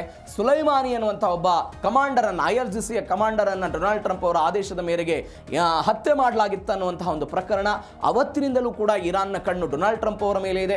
ಅದಾದ ನಂತರ ಇದಕ್ಕೆ ಪುಷ್ಟಿ ಎನ್ನುವಂತೆ ಈ ವರ್ಷ ಆದಂತಹ ಬೆಳವಣಿಗೆ ಎಲ್ಲ ಕಾರಣಕ್ಕಾಗಿಯೂ ಕೂಡ ಅವರನ್ನು ಹತ್ಯೆ ಮಾಡಬೇಕು ಅನ್ನೋ ಪ್ರಯತ್ನ, ಅದರ ಭಾಗವಾಗಿ ಒಂದು ಪ್ರಚೋದನೆಯ ವಿಡಿಯೋವನ್ನು ಇರಾನ್ ಅವರು ಬಿಡುಗಡೆ ಮಾಡೋ ಪ್ರಯತ್ನ ಆಗಿದೆ. ಇದು ಒಂದು ಬೆಳವಣಿಗೆ. ಇವೆಲ್ಲದರ ನಡುವೆ ಇರಾನ್ ಸಂಘರ್ಷ ಸಮೋಸಾಕ್ಕೂ ಕೂಡ ನಂಟು ಬಿದ್ದಿದ್ದನ್ನು ನೋಡ್ತಾ ಇದ್ದೀವಿ. ಇರಾನ್ ಸಂಘರ್ಷ ನಾವು ನಿನ್ನೆ ಅಷ್ಟೇ ನೋಡಿದ್ವಿ. ತಾಳೆ ಎಣ್ಣೆ, ಬೇರೆ ಬೇರೆ ಅಡುಗೆ ಎಣ್ಣೆಗಳ ದರ ಹೆಂಗೆ ಏರಿಕೆ ಆಗ್ತಾ ಇದೆ ಅನ್ನುವಂಥ ವಿಚಾರಕ್ಕೆ ಸಂಬಂಧಪಟ್ಟಂತೆ ನಾವೆಲ್ಲ ನೋಡಿದ್ವಿ. ನಾವು ಇದರ ಜೊತೆಗೆ ಒಂದು ಸುದ್ದಿಯನ್ನು ನೋಡಿದ್ವಿ. ಇದೀಗ ಒನ್ಸ್ ಅಗೇನ್ ಇರಾನ್ ಮತ್ತು ಅಮೆರಿಕಾದ ನಡುವೆ ಈ ಯುದ್ಧದ ಭೀತಿ ಕಡಿಮೆ ಆಗ್ತಾ ಇದೆ, ಡಾಲರ್ ರೂಪಾಯಿ ಮುಖಾಂತರ ತೈಲದ ದರ ಕಡಿಮೆ ಆಗ್ತಾ ಇದೆ ಅಂತ. ಒನ್ಸ್ ಅಗೇನ್ ಇದೀಗ ಇದು ದರ ಜಾಸ್ತಿ ಆಗ್ತಾ ಇದೆ. ಉತ್ತರ ಪ್ರದೇಶದ ಲಕ್ನೋದಲ್ಲಿ ಅನಿಲ ಸಿಲಿಂಡರ್ ಬೆಲೆ 3600 ರೂಪಾಯಿಗೇನೋ ಏರಿಕೆ ಆಗಿದೆ ಅಂತೆ. ಹೀಗಾಗಿ ಸಮೋಸ ಮಾರಾಟಗಾರರ ಲಾಭ ಕುಸಿತ ಆಗಿದೆ ಎನ್ನುವಂತಹ ಮಾಹಿತಿಗಳು ಬರ್ತಾ ಇದೆ. ಯಾಕಂದರೆ LPG 60% ಈ ಮಾರ್ಗದಲ್ಲೇ ಬರುತ್ತೆ, ಪೂರೈಕೆಯಲ್ಲೆಲ್ಲ ವ್ಯತ್ಯಾಸ ಆಗ್ತಾ ಇರೋದನ್ನು ನೋಡ್ತಾ ಇದ್ದೀವಿ.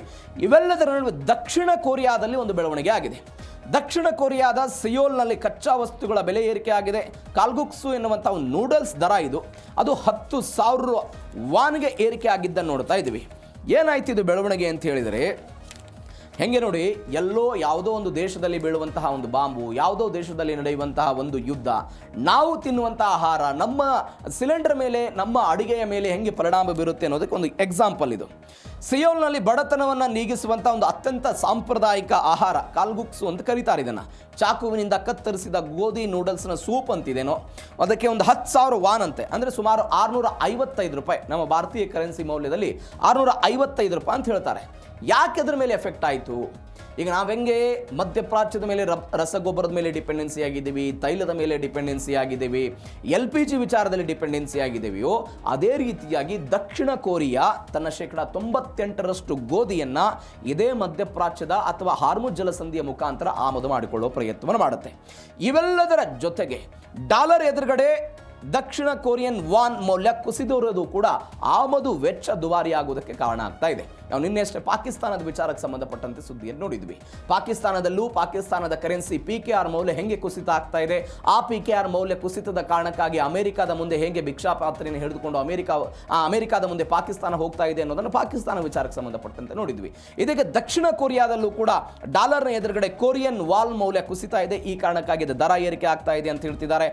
ನೂಡಲ್ಸ್ ತಯಾರು ಮಾಡುವಂತಹ ಗೋಧಿ ಹಿಟ್ಟು, ಕಪ್ಪೆ ಚಿಪ್ಪು, ತರಕಾರಿಗಳು, ಮೊಟ್ಟೆಗಳ ಬೆಲೆ ಎಲ್ಲವೂ ಕೂಡ ಗಗನಕ್ಕೇರಿದೆ. ಹೀಗಾಗಿ ಈ ನಾಗರಿಕರು ಏನು ಮಾಡಿಬಿಟ್ಟಿದ್ದಾರೆ, 10,000 ವಾನ್ಗಿಂತ ಕಡಿಮೆ ದರದಲ್ಲಿ ಎಲ್ಲೆಲ್ಲಿ ಹೋಟೆಲ್ ಸಿಗುತ್ತೆ, ಯಾವ ಮಾರ್ಗದಲ್ಲಿ ನಮಗೆ ಹೋಟೆಲ್ ಸಿಗುತ್ತೆ ಅನ್ನುವಂತಹ ಕಾರಣಕ್ಕಾಗಿ ಒಂದು ಕ್ರೌಡ್ ಸ್ಟೋರ್ ಡಿಜಿಟಲ್ ಮ್ಯಾಪನ್ನು ಸಿದ್ಧ ಮಾಡಿಕೊಂಡು ಆ ಮ್ಯಾಪ್ನ ಮುಖಾಂತರ ಎಲ್ಲೆಲ್ಲಿ ಕಡಿಮೆ ದರಕ್ಕೆ ಹೋಟೆಲ್ಗಳು ಸಿಗುತ್ತೆ, ಅಲ್ಲಿ ನಾವೆಲ್ಲ ಊಟ ಮಾಡಬಹುದು ಅನ್ನುವ ಕಾರಣಕ್ಕಾಗಿ ಅದನ್ನು ಅಲ್ಲಿ ಅವರು ವಿಚಾರ ಮಾಡ್ತಾ ಇದ್ದಾರಂತೆ. ಕಮ್ ಟು ಸಮೋಸದ ದರ ಹಿಂದೆ ಭಾರತದಲ್ಲಿ ಅಥವಾ ನಾವು ಬೆಂಗಳೂರು ಅಥವಾ ಬೇರೆ ಬೇರೆ ಪ್ರದೇಶಗಳಲ್ಲಿ 15ರಿಂದ 25 ರೂಪಾಯಿಗೆ ಸಾಮಾನ್ಯವಾಗಿ ಸಿಗ್ತಾ ಇತ್ತು. ಇದೀಗ ನಾವು ಸಿಲಿಂಡರ್ ಯಾವಾಗ ದರ ಏರಿಕೆ ಆಯಿತು, ಸಿಲಿಂಡರ್ ಅಲಭ್ಯತೆ ಯಾವಾಗ ಜಾಸ್ತಿ ಆಯಿತು, ಅದನ್ನು 5ರಿಂದ 10 ರೂಪಾಯಿಗೆ ಏರಿಕೆ ಮಾಡಿದ್ದನ್ನು ಕೂಡ ನೋಡಿದ್ದೀವಿ. ಅದರ ಪರಿಣಾಮವನ್ನು ಕೂಡ ನಾವು ಇವತ್ತು ಎದುರಿಸ್ತಾ ಇದ್ದೇವೆ. ಅಂದರೆ ಒಂದು ಯುದ್ಧದ ಕಾರಣಕ್ಕಾಗಿ ಸಮೋಸದ ಮೇಲೆ ಹೆಂಗೆ ಪರಿಣಾಮ ಬೀರುತ್ತೆ ಅನ್ನೋದನ್ನು ಈ ಸುದ್ದಿಯಲ್ಲಿ ನೋಡಿದ್ವಿ. ಇವೆಲ್ಲದರ ನಡುವೆ ಜಾಗತಿಕ ಯುದ್ಧದ ನಿಜವಾದ ಪರಿಣಾಮಗಳೇನು? ಏನು ನಿಜವಾದ ಪರಿಣಾಮಗಳು? ಇಂಧನ ಸರಬರಾಜು ವ್ಯತ್ಯಯಕ್ಕೆ ಏಷ್ಯಾದ ಪ್ರಮುಖ ರಾಷ್ಟ್ರಗಳಲ್ಲಿ ಹಣದುಬ್ಬರ ಹೆಚ್ಚಿ ಕರೆನ್ಸಿ ಮೌಲ್ಯ ಕುಸಿತ ಆಗ್ತಾ ಇದೆ. ಬೇರೆ ಬೇರೆ ದೇಶಗಳಲ್ಲಿ, ಉದಾಹರಣೆಗೆ ಭಾರತದ್ದೇ ನೀವು ಉದಾಹರಣೆಗೆ ತೆಗೆದುಕೊಳ್ಳಿ, ಡಾಲರ್ ಎದುರುಗಡೆ ನಾವು 95 ರೂಪಾಯಿ ಆಸುಪಾಸಿಗೆ ಹೋಗಿ ನಿಂತಿದ್ದನ್ನು ನಾವೆಲ್ಲ ನೋಡ್ತಾ ಇದ್ದೀವಿ. ಪಾಕಿಸ್ತಾನದ PKR ಕರೆನ್ಸಿಯನ್ನು ಕೂಡ ನಾವು ನೋಡ್ತಾ ಇದ್ದೀವಿ, ಅಲ್ಲಿಯ ಪರಿಸ್ಥಿತಿಗಳು ಹೆಂಗಾಗಿದೆ ಅಂತ. ಅಂದರೆ ಎಲ್ಲೋ ನಡೆಯುವಂತಹ ಯುದ್ಧ, ಎಲ್ಲೋ ನಡೆಯುವಂತಹ ಕ್ಷಿಪಣಿ ಈ ಸಾಮರ್ಥ್ಯಗಳು, ಎಲ್ಲೋ ತೆಗೆದುಕೊಳ್ಳುವಂತಹ ನಿರ್ಣಯಗಳು, ಅವು ಎಲ್ಲವೂ ಕೂಡ ಬೇರೆ ಬೇರೆ ದೇಶಗಳ ಮೇಲೆ ಹೆಂಗೆ ಡಿಪೆಂಡೆನ್ಸಿ ಅಥವಾ ಪರಿಣಾಮವನ್ನು ಬೀರುತ್ತೆ ಅನ್ನೋದಕ್ಕೆ ಇದೊಂದು ಬೆಸ್ಟ್ ಎಕ್ಸಾಂಪಲ್. ಇದು ಇರಾನ್ ಬಿಕ್ಕಟ್ಟಿನಿಂದಾಗಿ ಒಂದು 20% ತೈಲ ಸಾಗಣೆ ಆಗುವಂತಹ ಹಾರ್ಮುಜ್ ಜಲಸಂಧಿ, ಯಮನ್ನ ಹೌತಿ ಬಂಡುಕೋರರ ಉಪಟಳದಿಂದಾಗಿ ಬಾಬ್ ಅಲ್ ಮಂದಬ್ ಅಂದರೆ ಈ ರೆಡ್ ಸಿಯ ನಾವು ಪ್ರವೇಶ ಮಾರ್ಗ ಅಂತ ಏನು ಕರಿತೀವಿ, ಬಾಬಲ್ ಮಂದಬ್ ಕೂಡ ಸಂಪೂರ್ಣವಾಗಿ ಬಂದಾಗಿದ್ದನ್ನು ನೋಡ್ತಾ ಇದ್ದೀವಿ.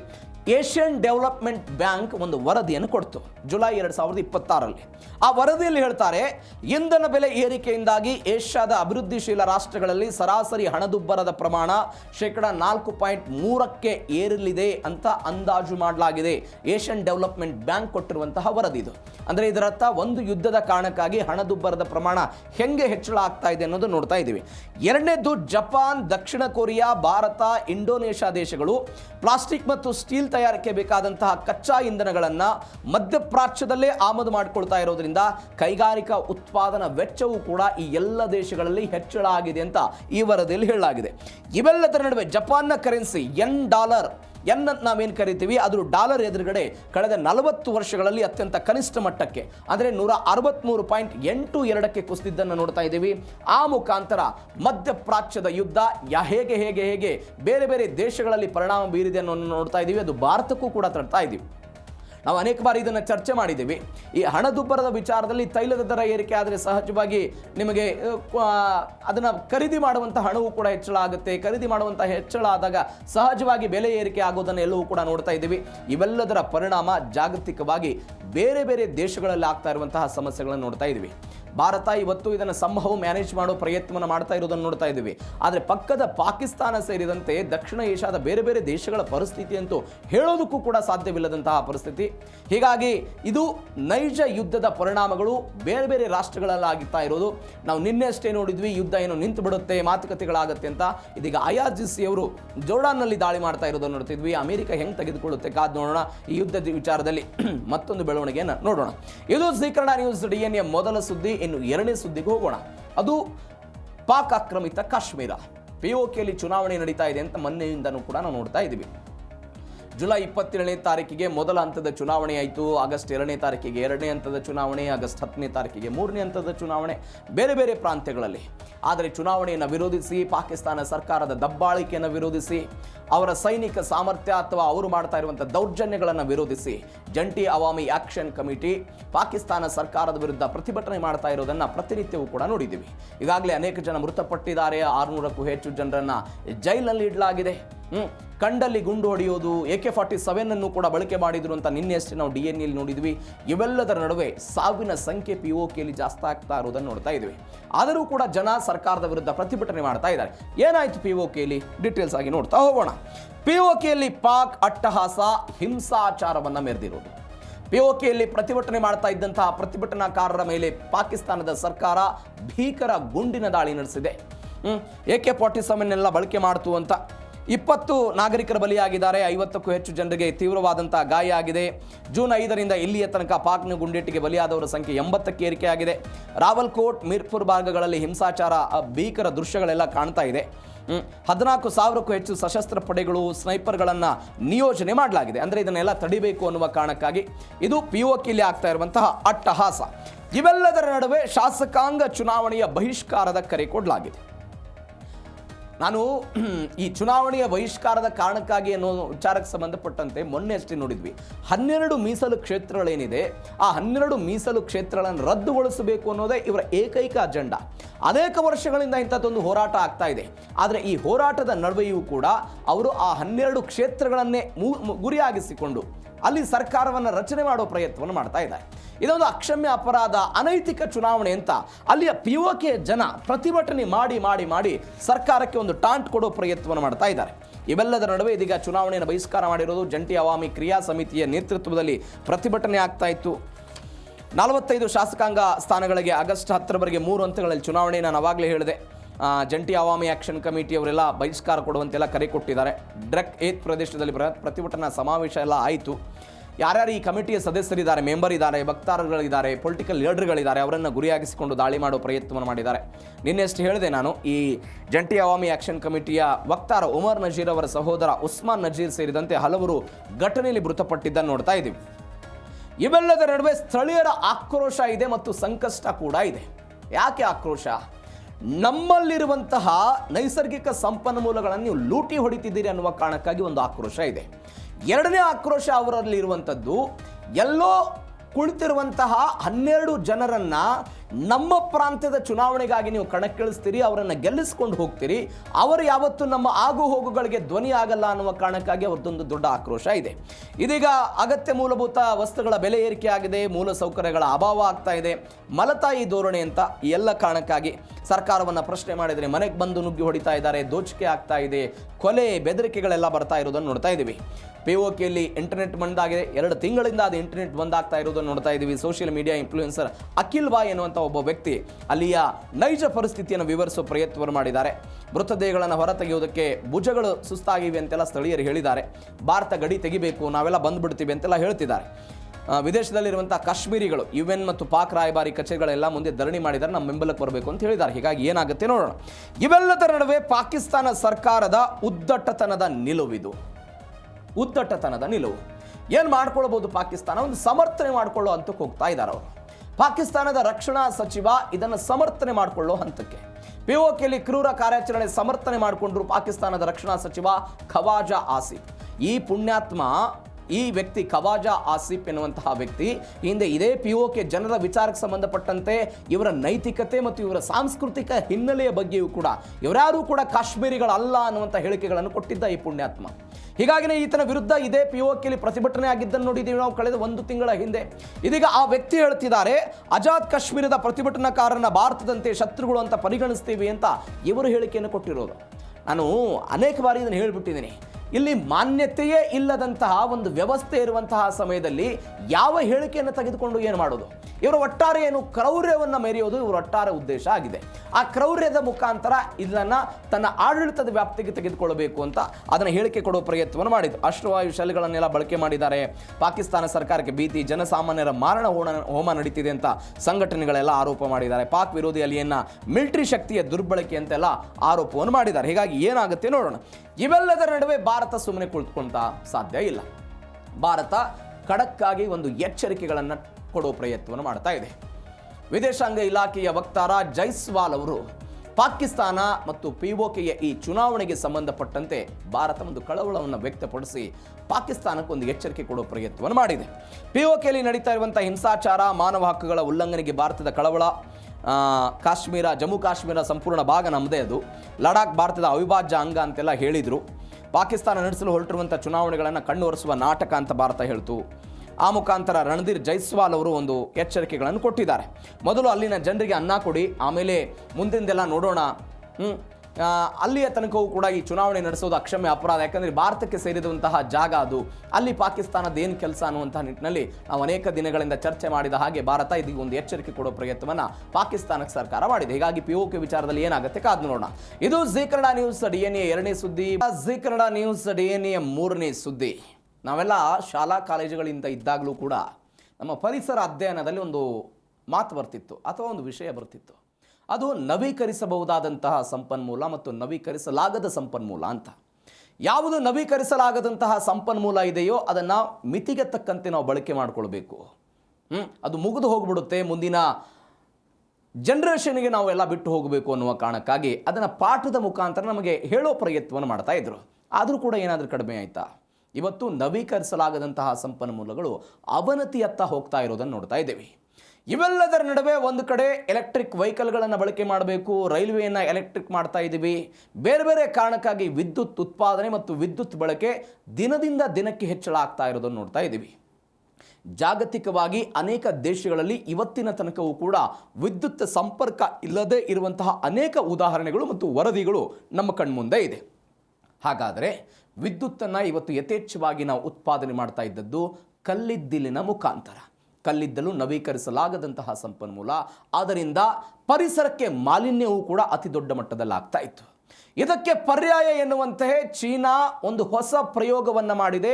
ಜಾಗತಿಕ ಇತಿಹಾಸದಲ್ಲೇ ಒಂದು ಮೈಲಿಗಲ್ಲು ಸೃಷ್ಟಿ ಮಾಡುವ ಪ್ರಯತ್ನವನ್ನು, ಒಂದು ಕೃತಕ ಸೂರ್ಯನನ್ನು ಸೃಷ್ಟಿ ಮಾಡುವ ಮುಖಾಂತರ ವಿದ್ಯುತ್ ಉತ್ಪಾದನೆಗೆ ಚೀನಾ ಕೈ ಹಾಕಿರುವಂಥದ್ದು. ಹಾಗಾದರೆ ಏನಿದೆ ಯೋಜನೆ? How it is possible? ಭಾರತಕ್ಕೂ ಕೂಡ ಸಿಗುತ್ತಾ ಇದು? ಡೀಟೇಲ್ಸ್ ನೋಡ್ತಾ ಹೋಗೋಣ. ಚೀನಾದಿಂದ ಕೃತಕ ಸೂರ್ಯ ಯೋಜನೆ ಅಂತ. ಕೃತಕ ಸೂರ್ಯ ಯೋಜನೆ, ಚೀನಾ ತನ್ನ ಕೃತಕ ಸೂರ್ಯ ಯೋಜನೆಗಾಗಿ ವಿಶ್ವದ ಅತ್ಯಂತ ದೊಡ್ಡ ಅಯಸ್ಕಾಂತ ಯಶಸ್ವಿಯಾಗಿ ನಿರ್ಮಿಸಿ ಅದನ್ನು ಪರೀಕ್ಷೆ ಮಾಡುವ ಪ್ರಯತ್ನವನ್ನು ಮಾಡಿದ್ದಾರೆ. ಯಾರು? ಚೀನಾದವರು.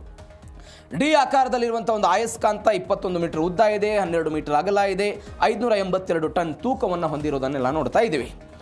ಏನಿದೆ ಹಾಗಾದರೆ, ವಿಶ್ವ ಬ್ಯಾಂಕ್ ಮತ್ತು ಅಂತಾರಾಷ್ಟ್ರೀಯ ಇಂಧನ ಸಂಸ್ಥೆ ಒಂದು ವರದಿ ಕೊಡ್ತು. ಆ ವರದಿಯಲ್ಲಿ ಹೇಳ್ತಾರೆ, ಜಗತ್ತಿನಲ್ಲಿ ಇಂದಿಗೂ ತನಕ 68ರಿಂದ 70 ಕೋಟಿಯ ಜನರಿಗೆ ವಿದ್ಯುತ್ ಸಂಪರ್ಕ ಇಲ್ಲ. 60% ಹೆಚ್ಚು ಭಾಗ ಕಲ್ಲಿದ್ದಲು ಮತ್ತು ನೈಸರ್ಗಿಕ ಅನಿಲದಿಂದಲ ಉತ್ಪಾದನೆ ಆಗ್ತಾ ಇದೆ ವಿದ್ಯುತ್ತು. ಇವುಗಳ ದಾಸ್ತಾನು ವೇಗವಾಗಿ ಕಡಿಮೆ ಆಗ್ತಾ ಇದೆ, ಇತ್ಯಾದಿ ಇತ್ಯಾದಿ ವರದಿ. ವಿದ್ಯುತ್ ವಲಯದಿಂದ ವರ್ಷಕ್ಕೆ ಸುಮಾರು 13.5 ಬಿಲಿಯನ್ ಟನ್ ಅಂದರೆ ಮಾಲಿನ್ಯ ಆಗ್ತಾ ಇದೆ. ಮುಂದಿನ 20 ವರ್ಷಗಳಲ್ಲಿ ಜಾಗತಿಕ ವಿದ್ಯುತ್ ಬೇಡಿಕೆ 50% ಹೆಚ್ಚಾಗುತ್ತೆ ಅಂತ ವರದಿಯೆಲ್ಲ ಉಲ್ಲೇಖ ಆಯಿತು. ಇದಕ್ಕೆ ಪರ್ಯಾಯವಾಗಿ ಚೀನಾ ಏನು ಮಾಡ್ತು ಅಂತ ಹೇಳಿದ್ರೆ, ಒಂದು ಕೃತಕ ಸೂರ್ಯ ಯೋಜನೆ ಅಂತ ತಂದಿದ್ದಾರೆ. EAST, experimental advanced superconducting tokamak ಅಂತ ಕರೀತಾ ಇದ್ದಾರೆ. ಈ ಯೋಜನೆಯ ಹೆಸರಿದು. ಏನಿದೆ ಹೆಂಗೆ ಅಂತ ಹೇಳಿದರೆ, ಹೆಂಗೆ ನಮಗೆ ಪ್ರಾಕೃತಿಕ ದತ್ತವಾಗಿ ಸೂರ್ಯನಿಂದ ಬೆಳಕು ಮತ್ತು ಶಾಖ ಸಿಗುತ್ತದೆಯೋ ಅದೇ ರೀತಿಯಾಗಿ ಭೂಮಿಯ ಮೇಲೆ ಒಂದು ಚಿಕ್ಕ ಸೂರ್ಯನನ್ನು ಮನುಷ್ಯರೇ ತಯಾರಿಸುವಂತಹ ಪ್ರಯತ್ನ ಅಂತ ಚೀನಾ ಹೇಳ್ಕೊಂಡಿದೆ. ಸೂರ್ಯನಿಂದ ನಮಗೆ ಕೃತಕವಾಗಿ ಬೆಳಕು ಸಿಗುತ್ತೆ, ಶಾಖವೂ ಕೂಡ ಸಿಗುತ್ತೆ. ಅದನ್ನೇ ಒಂದು ಮಾದರಿಯಲ್ಲಿ ಕೃತಕವಾಗಿ ಇದನ್ನು ತಯಾರು ಮಾಡುವಂಥ ಒಂದು ಹಂತ ಇದು. ಹೆಂಗೆ, ಅದಕ್ಕೊಂದು ಎಕ್ಸಾಂಪಲ್ ಕೊಡ್ತಾರೆ ಅವರು. ನಾವು ಮನೆಯಲ್ಲಿ ಒಲೆಯನ್ನು ಉರಿಸ್ತೀವಿ, ಸೌದೆ ಅಥವಾ ಗ್ಯಾಸನ್ನೆಲ್ಲ ಬಳಕೆ ಮಾಡ್ತೀವಿ. ಆದರೆ ಚೀನಾದ ವಿಜ್ಞಾನಿಗಳು ಒಂದು ದೊಡ್ಡ ತರನಾದಂಥ ಸ್ಟೀಲ್ ರೂಮ್ನ ಒಳಗಡೆ ಸೂರ್ಯನಷ್ಟೇ ಭಾರಿ ಶಾಖ ಮತ್ತು ಶಕ್ತಿಯನ್ನು ಉತ್ಪಾದಿಸುವಂಥ ಒಂದು ವಿಜ್ಞಾನದ ಒಲೆಯನ್ನು ಕಂಡುಹಿಡಿದಿದ್ದಾರೆ. ಆ ವಿಜ್ಞಾನದ ಒಲೆಯ ಮುಖಾಂತರ ವಿದ್ಯುತ್ತನ್ನು ಉತ್ಪಾದನೆ ಮಾಡ್ತಾರೆ ಅಂತ. ಇದರಿಂದ ಲಾಭ ಏನಾಗುತ್ತೆ, ಎಂದಿಗೂ ಕೂಡ ಮುಗಿದು ಹೋಗದ ಮಾಲಿನ್ಯವಲ್ಲದ ಒಂದು ವಿದ್ಯುತ್ತನ್ನು ಉತ್ಪಾದನೆ ಮಾಡೋದಕ್ಕೆ ಸಾಧ್ಯ ಆಗುತ್ತೆ ಅಂತ ಅವರೆಲ್ಲ ಹೇಳ್ತಾ ಇರೋದು. ಅಂದರೆ ಸೂರ್ಯನ ಒಳಭಾಗದಲ್ಲಿ ನಡೆಯುವಂಥ ಸಮ್ಮಿಳನ ಪ್ರಕ್ರಿಯೆಯನ್ನು ಭೂಮಿಯ ಮೇಲೆ ಮರುಸೃಷ್ಟಿ ಮಾಡಿಕೊಂಡು ಮಾಲಿನ್ಯರಹಿತ ಮತ್ತು ಅಪಾರ ಪ್ರಮಾಣದ ಸ್ವಚ್ಛ ಇಂಧನವನ್ನು ಉತ್ಪಾದನೆ ಮಾಡುವುದು ಚೀನಾದ ಈ ಯೋಜನೆಯ ಉದ್ದೇಶ ಆಗಿದೆ ಅಂತೆಲ್ಲ ಹೇಳ್ತಾ ಇದ್ದಾರೆ. ಜನವರಿ 2025ರಲ್ಲಿ ಒಂದು ಪ್ರಯೋಗ ಮಾಡಿದ್ರು ಇವರು. ಈ ರಿಯಾಕ್ಟರ್ ಸುಮಾರು ಒಂದು 10 ಕೋಟಿ ಡಿಗ್ರಿ ಸೆಲ್ಸಿಯಸ್ ಉಷ್ಣತೆಯನ್ನು 1066 ಸೆಕೆಂಡ್ಗಳ ಕಾಲ ಅಂದರೆ 17 ನಿಮಿಷಕ್ಕೂ ಹೆಚ್ಚು ಸಮಯ ಕಾಯ್ದುಕೊಂಡಂತೆ ಆ ಮುಖಾಂತರ ಒಂದು ಜಾಗತಿಕ ಮೈಲನ್ನು ಸ್ಥಾಪನೆ ಮಾಡಿದ್ದಾರೆ ಅಂತ. ಈ ವರ್ಷ ಅಂದರೆ ಜುಲೈ 2026ರಲ್ಲಿ ತನ್ನದೇ ಆದಂಥ ಒಂದು ದೇಶೀಯ ತಂತ್ರಜ್ಞಾನವನ್ನೆಲ್ಲ ಬಳಕೆ ಮಾಡಿಕೊಂಡ್ರು. 21 ಮೀಟರ್ ಉದ್ದವಿರುವಂಥ ಮತ್ತು 582 ಟನ್ ತೂಕದ ಒಂದು ಬೃಹತ್ ಸೂಪರ್ ಕಂಡಕ್ಟಿಂಗ್ ಕಾಂತದ ಪರೀಕ್ಷೆಯನ್ನೆಲ್ಲ ಮಾಡಿಕೊಂಡಿದ್ದಾರಂತೆ. ಇದರ ಮುಖಾಂತರ ಇದನ್ನು ತಯಾರು ಮಾಡ್ತಾರೆ ಅಂತ. ಏನು ಲಾಭ ಹಾಗಾದರೆ, ಸಾಂಪ್ರದಾಯಿಕ ಕಲ್ಲಿದ್ದಲು ಮತ್ತು ಪೆಟ್ರೋಲಿಯಂನಂತೆ ಇದು ಮುಗಿದು ಹೋಗಲ್ಲ. ನಾನು ಅವಾಗಲೇ ಇದಕ್ಕೆ ಎಕ್ಸಾಂಪಲ್ ಕೊಟ್ಟೆ. ಇದನ್ನು ನೀವು ಅನೇಕ ವರ್ಷಗಳ ಕಾಲ ಉತ್ಪಾದನೆ ಮಾಡಬಹುದು. ಎರಡನೇದು ಭಾರಿ ಪ್ರಾಮುಖ್ಯತೆ ಏನು ಅಂತ ಹೇಳಿದ್ರೆ, ಕಾರ್ಬನ್ ಮುಕ್ತ ಇಂಧನ ಸಿಗುತ್ತೆ. ಯಾವುದೇ ಹಾನಿಕಾರಕ ಹಸಿರುಮನೆ ಅನಿಲಗಳನ್ನು ಇದು ಬಿಡುಗಡೆ ಮಾಡೋದಲ್ಲ. ಹೀಗಾಗಿ ಪರಿಸರಕ್ಕೆ ಯಾವುದೇ ಮಾಲಿನ್ಯ ಆಗಲ್ಲ ಅಂತ ಇದು ಚೀನಾದವರು ಹೇಳ್ಕೊಂಡಿದ್ದಾರೆ. ಮತ್ತೊಂದು ಕಡೆ ಸುರಕ್ಷಿತ ಪರಮಾಣು ಇಂಧನ ನಮಗೆ ಸಿಕ್ಕಾಕೊಳ್ತಾ ಹೋಗುತ್ತೆ. ಹೆಂಗೆ, ನ್ಯೂಕ್ಲಿಯರ್ ಫಿಷನ್ ರಿಯಾಕ್ಟರ್ಗಳಂತೆ ಇದು ದೀರ್ಘಕಾಲದ ವಿಕಿರಣಶೀಲ ತ್ಯಾಜ್ಯವನ್ನು ಉತ್ಪಾದನೆ ಮಾಡಲ್ಲ, ಸ್ಫೋಟದ ಅಪಾಯವನ್ನು ಕೂಡ ಎಲ್ಲ ಕಡಿಮೆ ಮಾಡುತ್ತೆ ಅಂತ. ಇದರ ಭಾಗವಾಗಿ ಅವರು 2030ರ ಒಳಗಾಗಿ ಬೆಸ್ಟ್ ಅಂತ burning plasma experimental superconducting tokamak ಇದನ್ನು ಮುಂದುವರಿಸಿ 2030ರ ಒಳಗಾಗಿ ಅನುಷ್ಠಾನ ಮಾಡುವ ಹಂತಕ್ಕೆ ಚೀನಾ ಹೋಗ್ತಾ ಇದೆ ಎನ್ನುವಂಥ ವರದಿಗಳು ಇದೀಗ ಚೀನಾದಲ್ಲಿ ಬಂದಿರುವುದು. ಇದರ ಅರ್ಥ ಏನು ಅಂತ ಹೇಳಿದ್ರೆ, ಒಂದು ವಿದ್ಯುತ್ ತಯಾರಿಕೆಗೆ, ಒಂದು ವಿದ್ಯುತ್ ಉತ್ಪಾದನೆಗೆ ಪರ್ಯಾಯ ವ್ಯವಸ್ಥೆಯನ್ನು ಚೀನಾ ತನ್ನ ತಂತ್ರಜ್ಞಾನದ ಮುಖಾಂತರ ಮಾಡ್ತಾ ಇದೆ ಅಂತ ಇದೀಗ ಹೇಳ್ತಾ ಇದ್ದಾರೆ. ಇವೆಲ್ಲದರ ನಡುವೆ ತಂತ್ರಜ್ಞಾನ ಮತ್ತು ಒತ್ತಡರಹಿತ ದಹನ ಪ್ರಕ್ರಿಯೆ. ಈಗ ಹೌದು, ಪ್ರಾಕೃತಿಕವಾಗಿ ಸೂರ್ಯ ಇದ್ದಾನೆ, ಸೂರ್ಯನಿಂದ ಶಾಖ ಮತ್ತು ಬೆಳಕೆಲ್ಲ ಸಿಗುತ್ತೆ. ಅದನ್ನು ಮರುಸೃಷ್ಟಿ ಮಾಡೋದು ಹೆಂಗೆ, ಹೌ ಇಟ್ ಈಸ್ ಪಾಸಿಬಲ್? ಅದರಲ್ಲಿ ಕೆಲವೊಂದಿಷ್ಟು ಪ್ರೊಸೆಸ್ಗಳಿದೆ. ಏನದು, ಚೀನಾದ ಹಾಸ್ಕಾಂಗ್ ವಿಜ್ಞಾನಿಯ ವಿವಿಯ ಸಹಾಯಕ ಪ್ರಾಧ್ಯಾಪಕ ಪ್ರೋ ತಿಂಗ್ ಜೂ ತಂಡದಿಂದ ಇದೆಲ್ಲ ಸಂಶೋಧನೆ ಆಗಿದೆ. ಎಕ್ಸ್ಪೆರಿಮೆಂಟಲ್ ಅಡ್ವಾನ್ಸ್ ಸೂಪರ್ ಕಂಡಕ್ಟಿಂಗ್ ಟಾಕ್ಮಾಕ್ ಸಾಧನದಲ್ಲಿ ಜಲಜನಕವನ್ನು ಬಳಸಿ ಅದನ್ನು ಮಾಡ್ತಾರೆ ಅಂತ ಅವರೆಲ್ಲ ಹೇಳಿರೋದು. ಕೆಲವೊಂದಿಷ್ಟು ಪ್ರೊಸೆಸ್ ಇದೆ ಇದರಲ್ಲಿ. ಏನಿದು, ಮೊದಲ ಹಂತದಲ್ಲಿ ಸೂರ್ಯನ ತರಹ ಉರಿಯುವ ಬೆಂಕಿಯನ್ನು ಅಲ್ಲಿ ಸೃಷ್ಟಿ ಮಾಡ್ತಾರಂತೆ. ಹೆಂಗೆ, ರಿಯಾಕ್ಟರ್ನ ಒಳಗಡೆ ಹೈಡ್ರೋಜನ್ ಗ್ಯಾಸನ್ನು ಹಾಕೋದು, ಅಲ್ಲಿ ಭಾರಿ ಪ್ರಮಾಣದಲ್ಲಿ ಅದನ್ನು ಹೈಡ್ರೋಜನ್ ಗ್ಯಾಸನ್ನು ಕಾಯಿಸಲಾಗುತ್ತೆ. ಅದಾದ ನಂತರ ಸೂರ್ಯನ ಒಳಭಾಗದಲ್ಲಿ ನಡೆಯುವಂಥ ಪರಮಾಣು ಸಮ್ಮಿಳನ ಪ್ರಕ್ರಿಯೆ ನಡೀತೆ. ಆ ಪರಮಾಣು ಪ್ರಕ್ರಿಯೆ ಸಮ್ಮಿಳನ ನಡೆದು ಸುಮಾರು 15 ಕೋಟಿ ಡಿಗ್ರಿ ಸೆಲ್ಸಿಯಸ್ ಅಂಟು ಭೀಕರವಾದಂಥ ಶಾಖ ಮೊದಲ ಹಂತದಲ್ಲಿ ಉತ್ಪಾದನೆ ಆಗುತ್ತೆ. ನಿಮಗೆ ಶಾಖ ಉತ್ಪಾದನೆ ಆಯಿತು. ಶಾಖ ಉತ್ಪಾದನೆಯಾದ ಎರಡನೇ ಹಂತ ಏನು ಅಂತ ಹೇಳಿದ್ರೆ, ಅಯಸ್ಕಾಂತದ ಮ್ಯಾಜಿಕ್ ಮತ್ತು ನೀರನ್ನು ಕಾಯಿಸೋದು. ನಾನು ಅವಾಗಲೇ ಹೇಳಿದೆ, ಒಂದು ಡಿ ಆಕಾರದ ಬೃಹತ್ ಅಯಸ್ಕಾಂತಗಳು ಇದರಲ್ಲಿ ಇರುತ್ತೆ ಅಂತ. ಆ ಡಿ ಗಾತ್ರದ ಅಯಸ್ಕಾಂತಗಳು ಗಾಳಿಯಲ್ಲಿ ತೇಲಿಸಿ ಹಿಡಿದುಕೊಂಡಿರುತ್ತವೆ. ಈ ಉರಿಯುವಂತಹ ಕೋಣೆಯ ಸುತ್ತಲೂ ಬಲಿಷ್ಠವಾದಂತಹ ನೀರಿನ ಪೈಪ್ಗಳನ್ನು ಅಳವಡಿಕೆ ಮಾಡಲಾಗಿರುತ್ತೆ. ಅದಾದ ನಂತರ ಒಳಗಿನ ಶಾಖ, ಆ ಪೈಪ್ನಲ್ಲಿ ಹರಿಯುವಂತಹ ನೀರನ್ನು ಸಂಪೂರ್ಣವಾಗಿ ವೇಗವಾಗಿ ಕಾಯಿಸುವಂತಹ ಪ್ರಕ್ರಿಯೆ ಎರಡನೇ ಹಂತದಲ್ಲಿ ಆಗುತ್ತೆ. ಮೂರನೇ ಹಂತ ನೀರು ಹಬೆಯಾಗಿ ಬದಲಾಗುವಂತಹ ಹಂತ ಇದು. ಹೆಂಗೆ, ನೀರು ಅತಿಯಾದಂತಹ ಕಾದಂತಹ ಸಮಯದಲ್ಲಿ ಭಾರೀ ಒತ್ತಡದಿಂದ ಅದು ಬಿಸಿಯಾಗಿ ಮಾರ್ಪಡುತ್ತೆ. ಪ್ರೆಷರ್ ಕುಕ್ಕರ್ನಿಂದ ಹಬೆ ಎಷ್ಟು ವೇಗವಾಗಿ ಹೊರಗಡೆ ಬರುತ್ತಲ್ಲ, ಅದಕ್ಕಿಂತಲೂ ಲಕ್ಷ ಪಟ್ಟು ಹೆಚ್ಚು ವೇಗದಲ್ಲಿ ಈ ಒತ್ತಡದಲ್ಲಿ ಹಬೆ ಪೈಪ್ಗಳ ಮುಖಾಂತರ ಎಲ್ಲ ಮುನ್ನುಗ್ಗುತ್ತೆ. ಟರ್ಬೈನನ್ನು ತಿರುಗಿ ಕರೆಂಟ್ ಉತ್ಪಾದನೆ ಅಂದರೆ ಹೀಗೆ ವೇಗವಾಗಿ ಬರುವಂಥ ಹಬೆಯನ್ನು ಒಂದು ದೊಡ್ಡ ಗಾಳಿ ಗಿರಣಿಯಂಥ ಚಕ್ರಕ್ಕೆ ಹೊಡೆಯಲಾಗುತ್ತಂತೆ. ಹಬೆಯ ಒತ್ತಡಕ್ಕೆ ಆ ದೊಡ್ಡ ಚಕ್ರ ಅತ್ಯಂತ ವೇಗವಾಗಿ ಸುತ್ತೋದಕ್ಕೆ ಪ್ರಾರಂಭ ಆಗುತ್ತೆ. ಈ ವೇಗವಾಗಿ ಚಕ್ರ ಸುತ್ತೋದಕ್ಕೆ ಪ್ರಾರಂಭವಾದ ನಂತರ ಅಲ್ಲಿ ವಿದ್ಯುತ್ ಉತ್ಪಾದನೆ ಆಗುತ್ತೆ ಅಂತ ಚೀನಾದವರು ಹೇಳಿರೋದು. ಈಗ ಕರ್ನಾಟಕದ ಅಥವಾ ದೇಶದ ಬೇರೆ ಬೇರೆ ಭಾಗಗಳಲ್ಲಿ ಫ್ಯಾನ್ಗಳನ್ನೆಲ್ಲ ಅಳವಡಿಕೆ ಮಾಡಿದ್ದಾರೆ. ಅದು ಹೆಂಗೆ ತಿರುಗುತ್ತೆ ಅಂದರೆ ಗಾಳಿಯ ವಿಚಾರಕ್ಕೆ ಸಂಬಂಧಪಟ್ಟಂತೆ ಅದು ಹೆಂಗೆ ತಿರುಗುತ್ತೆ, ಎಷ್ಟು ವೇಗವಾಗಿ ತಿರುಗುತ್ತೋ ಆ ವೇಗದ ರೂಪದಲ್ಲಿ ನಮ್ಮ ವಿದ್ಯುತ್ ಉತ್ಪಾದನೆ ಆಗ್ತಾ ಇರೋದನ್ನು ನೋಡ್ತಾ ಇದ್ದೀವಿ. ಅದೇ ಮಾದರಿಯಲ್ಲಿ ಒತ್ತಡದ ಕಾರಣಕ್ಕಾಗಿ ಒಂದು ಈ ಚಕ್ರ ಏನಿರುತ್ತೆ ಅದು ತಿರುಗ್ತಾ ಹೋದಂತೆ ಒಂದು ವಿದ್ಯುತ್ ಉತ್ಪಾದನೆ ಆಗುತ್ತೆ ಅಂತ ಹೇಳ್ತಾರೆ. ಈ ಎಲ್ಲದರ ಕಾರಣಕ್ಕಾಗಿಯೂ ಕೂಡ ಅದೆಲ್ಲ ಆಗಬಹುದು ಅಂತ. ಇವೆಲ್ಲದರ ನಡುವೆ ಒಂದು ವಿಜ್ಞಾನ ಲೋಕದಲ್ಲಿ ಒಂದು ನೇಚರ್ ಎನ್ನುವಂಥ ಒಂದು ಪತ್ರಿಕೆ ಇದೆ. ಈ ನೇಚರ್ ಎನ್ನುವಂತಹ ಪತ್ರಿಕೆಯಲ್ಲಿ ಒಂದು ಸಂಶೋಧನೆ ಏನಾದರೂ ಪ್ರಕಟವಾಗಬೇಕು ಅಂತ ಹೇಳಿದ್ರೆ, ಈ ಸಂಶೋಧನೆ ಪ್ರಕಟ ಆಗಿದೆ. ಈ ಸಂಶೋಧನೆ ಪ್ರಕಟ ಆಗಬೇಕು ಅಂತ ಹೇಳಿದ್ರೆ ಇತಿಹಾಸದಲ್ಲಿ ಆ ಪ್ರಯೋಗ ಆಗಿರಬಾರ್ದು. ಇವತ್ತು ಆ ಪ್ರಯೋಗ ಆದಾಗ ಜಾಗತಿಕವಾಗಿ ಜಗತ್ತನ್ನೇ ಬದಲಾಯಿಸುವಂತಹ ಒಂದು ವಿದ್ಯಮಾನವನ್ನು ವಿಜ್ಞಾನಿಗಳು ಕಂಡು ಹಿಡಿದಿರಬೇಕು. ಅಂತಹ ವಿದ್ಯಮಾನಗಳನ್ನು ಮಾತ್ರ ಈ ನೇಚರ್ ಎನ್ನುವಂಥ ಒಂದು ಸೈಂಟಿಫಿಕ್ ಪೇಪರ್ನಲ್ಲಿ ಉಲ್ಲೇಖ ಮಾಡಲಾಗುತ್ತೆ. ಇದೀಗ ಅದನ್ನು ಉಲ್ಲೇಖ ಮಾಡಿದ್ದಾರೆ. ಆ ಪರಿಪ್ರಮಾಣದಲ್ಲಿ ಇದೊಂದು ಯಶಸ್ಸನ್ನು ತಂದುಕೊಟ್ಟಿದೆ ಅಂತ ಚೀನಾದ ವಿಜ್ಞಾನಿಗಳು ಮತ್ತು ಚೀನಾದವರು ಹೇಳ್ಕೊಳ್ತಾ ಇದ್ದಾರೆ. ಇದು ಒಂದು ಬೆಳವಣಿಗೆ. ಇವೆಲ್ಲದರ ನಡುವೆ ಪರಿಸರ ಮತ್ತು ಕಾರ್ಯಕ್ಷಮತೆಯ ಮೇಲಿನ ಪ್ರಯೋಜನಗಳು ಏನಿದ್ದರು? ಪ್ರಯೋಜನ ಏನು? ವಿಕಿರಣಶೀಲತೆ ಅತ್ಯಂತ ಕಡಿಮೆ ಇರೋದರಿಂದ ಕ್ಯಾನ್ಸರ್ನಂತಹ ಭೀಕರ ರೋಗಗಳ ಆತಂಕ ಎಲ್ಲ ತಪ್ಪಿಬಿಡುತ್ತೆ. ನಮಗೆ ವಿಕಿರಣ ಅಂತ ಹೇಳಿದ್ರೆ ಭಯ ಬಂದ್ಬಿಡುತ್ತೆ. ಈ ವಿಕಿರಣಗಳಿಂದ ಬೇರೆ ಬೇರೆ ಕಾಯಿಲೆಗಳು ಬರುತ್ತೆ. ನಾವು ಎಕ್ಸ್ರೇ ರೂಮ್ನ ಎದುರುಗಡೆನೇ ಗರ್ಭಿಣಿಯರನ್ನು ಕಳಿಸೋದಿಲ್ಲ ಬೇರೆ ಬೇರೆ ಸಮಯದಲ್ಲಿ, ಯಾವ ಕಾರಣಕ್ಕಾಗಿಯೂ ಕೂಡ ಹೋಗಬಾರ್ದು ಅಂತ. ಅದರ ಅಪಾಯ ಪರಿಪ್ರಮಾಣದಲ್ಲಿ ಇರುತ್ತೆ ಅಂತ. ಹಾಗಾದರೆ ಇದರಿಂದ ಲಾಭ ಏನಾಗುತ್ತೆ? ಇದರಿಂದ ಲಾಭದ ಬಗ್ಗೆ ಕೆಲವೊಂದಿಷ್ಟು ಪಟ್ಟಿಗಳನ್ನು ಕೊಟ್ಟಿದ್ದಾರೆ. ಪರಮಾಣು ಅಥವಾ ನ್ಯೂಕ್ಲಿಯರ್ ಎಂಬ ಪದ ಕೇಳಿದ ತಕ್ಷಣ ಕ್ಯಾನ್ಸರ್ ರೋಗ ಬರುತ್ತೆ ಅನ್ನುವ ಭೀತಿಯೆಲ್ಲ ಇರುತ್ತೆ. ಆದರೆ ಈ ಕೃತಕ ಸೂರ್ಯನ ಯೋಜನೆಯಲ್ಲಿ ವಿಕಿರಣಶೀಲತೆ ಅತ್ಯಂತ ಕಡಿಮೆ ಇರುತ್ತೆ. ಹೀಗಾಗಿ ಯಾವ ಕಾರಣಕ್ಕಾಗಿಯೂ ಕೂಡ ಆತಂಕ ಇಲ್ಲ ಅಂತ ಅವರೆಲ್ಲ ಹೇಳ್ತಾ ಇರೋದು. ಈ ಸಾಂಪ್ರದಾಯಿಕ ಅಣು ವಿದ್ಯುತ್ ಕೇಂದ್ರಗಳಲ್ಲಿ ಯುರೇನಿಯಂ ಮತ್ತು ಪ್ಲುಟೋನಿಯಂ ಅಂತ ಅತ್ಯಂತ ಅಪಾಯಕಾರಿ ಧಾತುಗಳನ್ನೆಲ್ಲ ಬಳಕೆ ಮಾಡಲಾಗುತ್ತೆ. ಇವುಗಳನ್ನು ಬಳಕೆ ಮಾಡೋದ್ರಿಂದ ಕ್ಯಾನ್ಸರ್ ಕಾರಕ ಭೀಕರ ರೋಗಗಳಿಗೆಲ್ಲ ದಾರಿ ಮಾಡಿಕೊಡುತ್ತೆ ಅಂತ ವೈಜ್ಞಾನ ಲೋಕ ಮತ್ತು ವಿಜ್ಞಾನ ಎಲ್ಲರೂ ಹೇಳ್ತಾರೆ. ಈ ಇತಿಹಾಸದಲ್ಲಿ ಚರ್ನೋಬಿಲ್ ಮತ್ತು ಫುಕುಶಿಯಾ ದುರಂತಗಳ ಈ ಭೀತಿಯಿಂದ ಬೇರೆ ಬೇರೆ ಸಮಸ್ಯೆಗಳನ್ನು ಅನುಭವಿಸಿದ್ದು ನೋಡಿದ್ವಿ. ಅದೊಂದು ಇತಿಹಾಸ ಬೇರೆ ಇದೆ. ಆ ಸಮಸ್ಯೆ ಮತ್ತೆ ಬಂದುಬಿಡ್ಬೋದು ಎನ್ನುವಂಥ ಆತಂಕ ಇತ್ತು. ಬಟ್ ಈ ವಿಚಾರದಲ್ಲಿ ಹಂಗಾಗಲ್ಲ ಅಂತ ಹೇಳ್ತಾ ಇರೋದು. ಸೂರ್ಯನಿಗೆ ಇಂಧನವಾಗಿ ಬಳಸೋದು ಯುರೇನಿಯಂ ಅಲ್ಲ, ಬದಲಿಗೆ ನೀರಿನಿಂದ ಸಿಗುವಂಥ ಹೈಡ್ರೋಜನ್ ಅನ್ನು ಬಳಕೆ ಮಾಡ್ತಾರೆ. ಹೀಗಾಗಿ ಇದು ಯಾವುದೇ ವಿಕಿರಣಗಳನ್ನೆಲ್ಲ ಹೊರಸೂಸೋದಿಲ್ಲ. ಈ ಪ್ರಕ್ರಿಯೆಯಲ್ಲಿ ಸೃಷ್ಟಿಯಾಗುವಂಥ ಅಲ್ಪ ಸ್ವಲ್ಪ ವಿಕಿರಣಶೀಲತೆ ರಿಯಾಕ್ಟರ್ನ ಒಳಗಡೆ ಗೋಡೆಗಳಿಗೆ ಮಾತ್ರ ಸೀಮಿತ ಆಗಿರುತ್ತೆ. ಆಯುಷ್ಯ ಕೇವಲ ದಶಕಗಳು ಮಾತ್ರ ಇರುತ್ತೆ. ಹೀಗಾಗಿ ಯಾವುದೇ ಸಮಸ್ಯೆಗಳಾಗಲ್ಲ ಅಂತ. ಕ್ಯಾನ್ಸರ್ ಮುಕ್ತ ಭವಿಷ್ಯ ಅಂತಲೂ ಕೂಡ ಅದೆಲ್ಲ ಹೇಳ್ತಿದ್ದಾರೆ. ಭಾರತದ ಸೆಂಟರ್ ಫಾರ್ ಗ್ಲೋಬಲ್ ಸಸ್ಟೈನಬಿಲಿಟಿ ವರದಿಯ ಪ್ರಕಾರ ಈ ಭಾರತದಲ್ಲಿ ಕಲ್ಲಿದ್ದಲು ವಿದ್ಯುತ್ ಸ್ಥಾವರಗಳ ಮಾಲಿನ್ಯದಿಂದ ಸುಮಾರು 1,12,000 ಹೆಚ್ಚು ಜನ ಅಕಾಲಿಕವಾಗಿ ಈ ಕಲ್ಲಿದ್ದಲು ಮತ್ತು ವಿಕಿರಣದ ಕಾರಣಕ್ಕಾಗಿ ಮೃತಪಡ್ತಿದ್ದಾರೆ ಅಂತ ಒಂದು ವರದಿ ಬಂದಿದೆ. ಅದು ಭಾರತದಲ್ಲಿ ಮಾತ್ರ 1,12,000ಕ್ಕೂ ಹೆಚ್ಚು ಜನ ಅದನ್ನು ಸಾಯ್ತಿದ್ದಾರೆ ಅಂತ. ಅದಕ್ಕೆ ಪರಿಹಾರವಾಗಿ ಇದೊಂದು ಕೃತಕ ಸೂರ್ಯ ಒಂದು ಅವಕಾಶವನ್ನು ತಂದುಕೊಡಬಹುದು ಅಂತ ಒಂದು ಲೆಕ್ಕಾಚಾರ. ಎರಡನೇದ್ದು, ಈಗ ನಾವೆಲ್ಲ ಏನು ಮಾಡ್ತಾ ಇದ್ದೀವಿ, ಈ ಮಾಲಿನ್ಯ ಆಗಬಾರ್ದು ಅನ್ನುವ ಕಾರಣಕ್ಕಾಗಿ ಎಲೆಕ್ಟ್ರಿಕ್ ವೆಹಿಕಲ್ಗಳನ್ನು ಬಳಕೆ ಮಾಡ್ಕೊಳ್ತಾ ಇದ್ದೀವಿ. ಒಂದು ಕಡೆ ಮಾಲಿನ್ಯ ಆಗಬಾರ್ದು ಅಂತ ಎಲೆಕ್ಟ್ರಿಕ್ ವೆಹಿಕಲ್ಗಳನ್ನು ಬಳಕೆ ಮಾಡ್ಕೊಳ್ತೀವಿ. ಆ ಎಲೆಕ್ಟ್ರಿಕ್ ವೆಹಿಕಲ್ಗಳ ಚಾರ್ಜ್ ಆಗಬೇಕಲ್ಲ, ಆ ಚಾರ್ಜ್ಗೆ ಬೇಕಾಗಿದ್ದದ್ದು ವಿದ್ಯುತ್ ಎಲ್ಲಿಂದ ಉತ್ಪಾದನೆ ಆಗ್ತಾ ಇದೆ? ಅದು ಕಲ್ಲಿದ್ದಲಿನ ಮುಖಾಂತರ ವಿದ್ಯುತ್ ಉತ್ಪಾದನೆ ಆಗ್ತಾ ಇದೆ. ಹಾಗಾದರೆ ಕಲ್ಲಿದ್ದಲಿನ ಮುಖಾಂತರ ಮಾಲಿನ್ಯ ಆಗ್ತಾ ಇಲ್ವಾ? ಅಫ್ಕೋರ್ಸ್ ಮಾಲಿನ್ಯ ಆಗ್ತಾ ಇದೆ. ಇದರ ಅರ್ಥ ಇಷ್ಟೇ, ನೀವು ಎಲೆಕ್ಟ್ರಿಕ್ ವೆಹಿಕಲ್ಗಳ ಮುಖಾಂತರ ಮಾಲಿನ್ಯ ಮಾಡಲ್ಲ ಅಂತ ಹೇಳ್ತೀರಿ, ಅದಕ್ಕೆ ಬೇಕಾದಂಥ ಶಕ್ತಿ ಎನರ್ಜಿಯನ್ನು ತಯಾರು ಮಾಡಬೇಕು ಅಂತ ಹೇಳಿದ್ರೆ ಅಲ್ಲಿ ಮಾಲಿನ್ಯವನ್ನು ಮಾಡ್ತಾ ಇದ್ರಿ. ಈ ಕಾರಣಕ್ಕಾಗಿ ಮಾಲಿನ್ಯವೂ ಕೂಡ ತಡೆಗಟ್ಟಬೇಕು, ಅದರ ಜೊತೆಗೆ ನಮಗೆ ಎನರ್ಜಿಯೂ ಕೂಡ ಸಿಗಬೇಕು ಅಂತ ಹೇಳಿದ್ರೆ ಅದಕ್ಕೆ ಒಂದು ಕೃತಕ ಸೂರ್ಯ ಅವಕಾಶ ಆಗಬಹುದು ಅಂತ ಅವರೆಲ್ಲ ಹೇಳ್ತಾ ಇದ್ದಾರೆ. ಕೃತಕ ಸೂರ್ಯನ ಪರಿಹಾರ ಇದಕ್ಕೊಂದು ದೊಡ್ಡ ಮಟ್ಟದ ಮೈಲಿಗಲ್ಲನ್ನು ಸೃಷ್ಟಿ ಮಾಡುತ್ತೆ ಅಂತ ಚೀನಾದವರು ಹೇಳ್ಕೊಂಡ್ರು. ಇವೆಲ್ಲದರ ನಡುವೆ ತ್ಯಾಜ್ಯ ನಿರ್ವಹಣೆ ಮತ್ತು ಪರಿಸರ ರಕ್ಷಣೆ ಪ್ರತಿಯೊಬ್ಬರ ಜವಾಬ್ದಾರಿಯಾಗಿ ಇವತ್ತು ಮಾರ್ಪಟ್ಟಿದೆ. ಅದು ಈ ತ್ಯಾಜ್ಯ ಆಗಿರ್ಬೋದು, ನಾವು ಉತ್ಪಾದಿಸುವಂತಹ ತ್ಯಾಜ್ಯ ಆಗಿರ್ಬೋದು, ಇವೆಲ್ಲವೂ ಕೂಡ ದೊಡ್ಡ ಮಟ್ಟದ ಎಫೆಕ್ಟನ್ನು ಬೀರ್ತಾ ಇದೆ ಪರಿಸರದ ಕಾರಣಕ್ಕಾಗಿ. ದಹನ ಪ್ರಕ್ರಿಯೆ ಸರಳವಾಗಿದ್ದರಿಂದ ಪ್ರಕ್ರಿಯೆಯ ಕೊನೆಯಲ್ಲಿ ಬರುವಂತಹ ಪ್ಲಾಸ್ಮಾ ತ್ಯಾಜ್ಯ ಕಡಿಮೆ ಇರುತ್ತೆ ಅಂತೆಲ್ಲ ಹೇಳ್ತಾ ಇದ್ದಾರೆ. ನಮ್ಮ ಭೂಮಿ ಮೇಲೆ ಕಾಡ್ತಾ ಇರುವಂತಹ ಪರಿಸರ ಮಾಲಿನ್ಯಕ್ಕೆ ಇದೊಂದು ಪರಿಹಾರ, ರಾಮಬಾಣ ಅಂತೆಲ್ಲ ಹೇಳಿದರು. ಕಲ್ಲಿದ್ದಲು ಮತ್ತು ಗ್ಯಾಸ್ ವಿದ್ಯುತ್ ಕೇಂದ್ರಗಳಂತೆ ಇದು ವಾತಾವರಣಕ್ಕೆ ಯಾವುದೇ ಹಾನಿಕಾರಕ ಇಂಗಾಲದ ಡೈಆಕ್ಸೈಡ್ CO2 ಅಂತ ನಾವೇನು ಕರಿತೀವಿ ವಿಷಕಾರಿ ಹೊಗೆಯನ್ನೆಲ್ಲ ಬಿಡಲ್ಲ.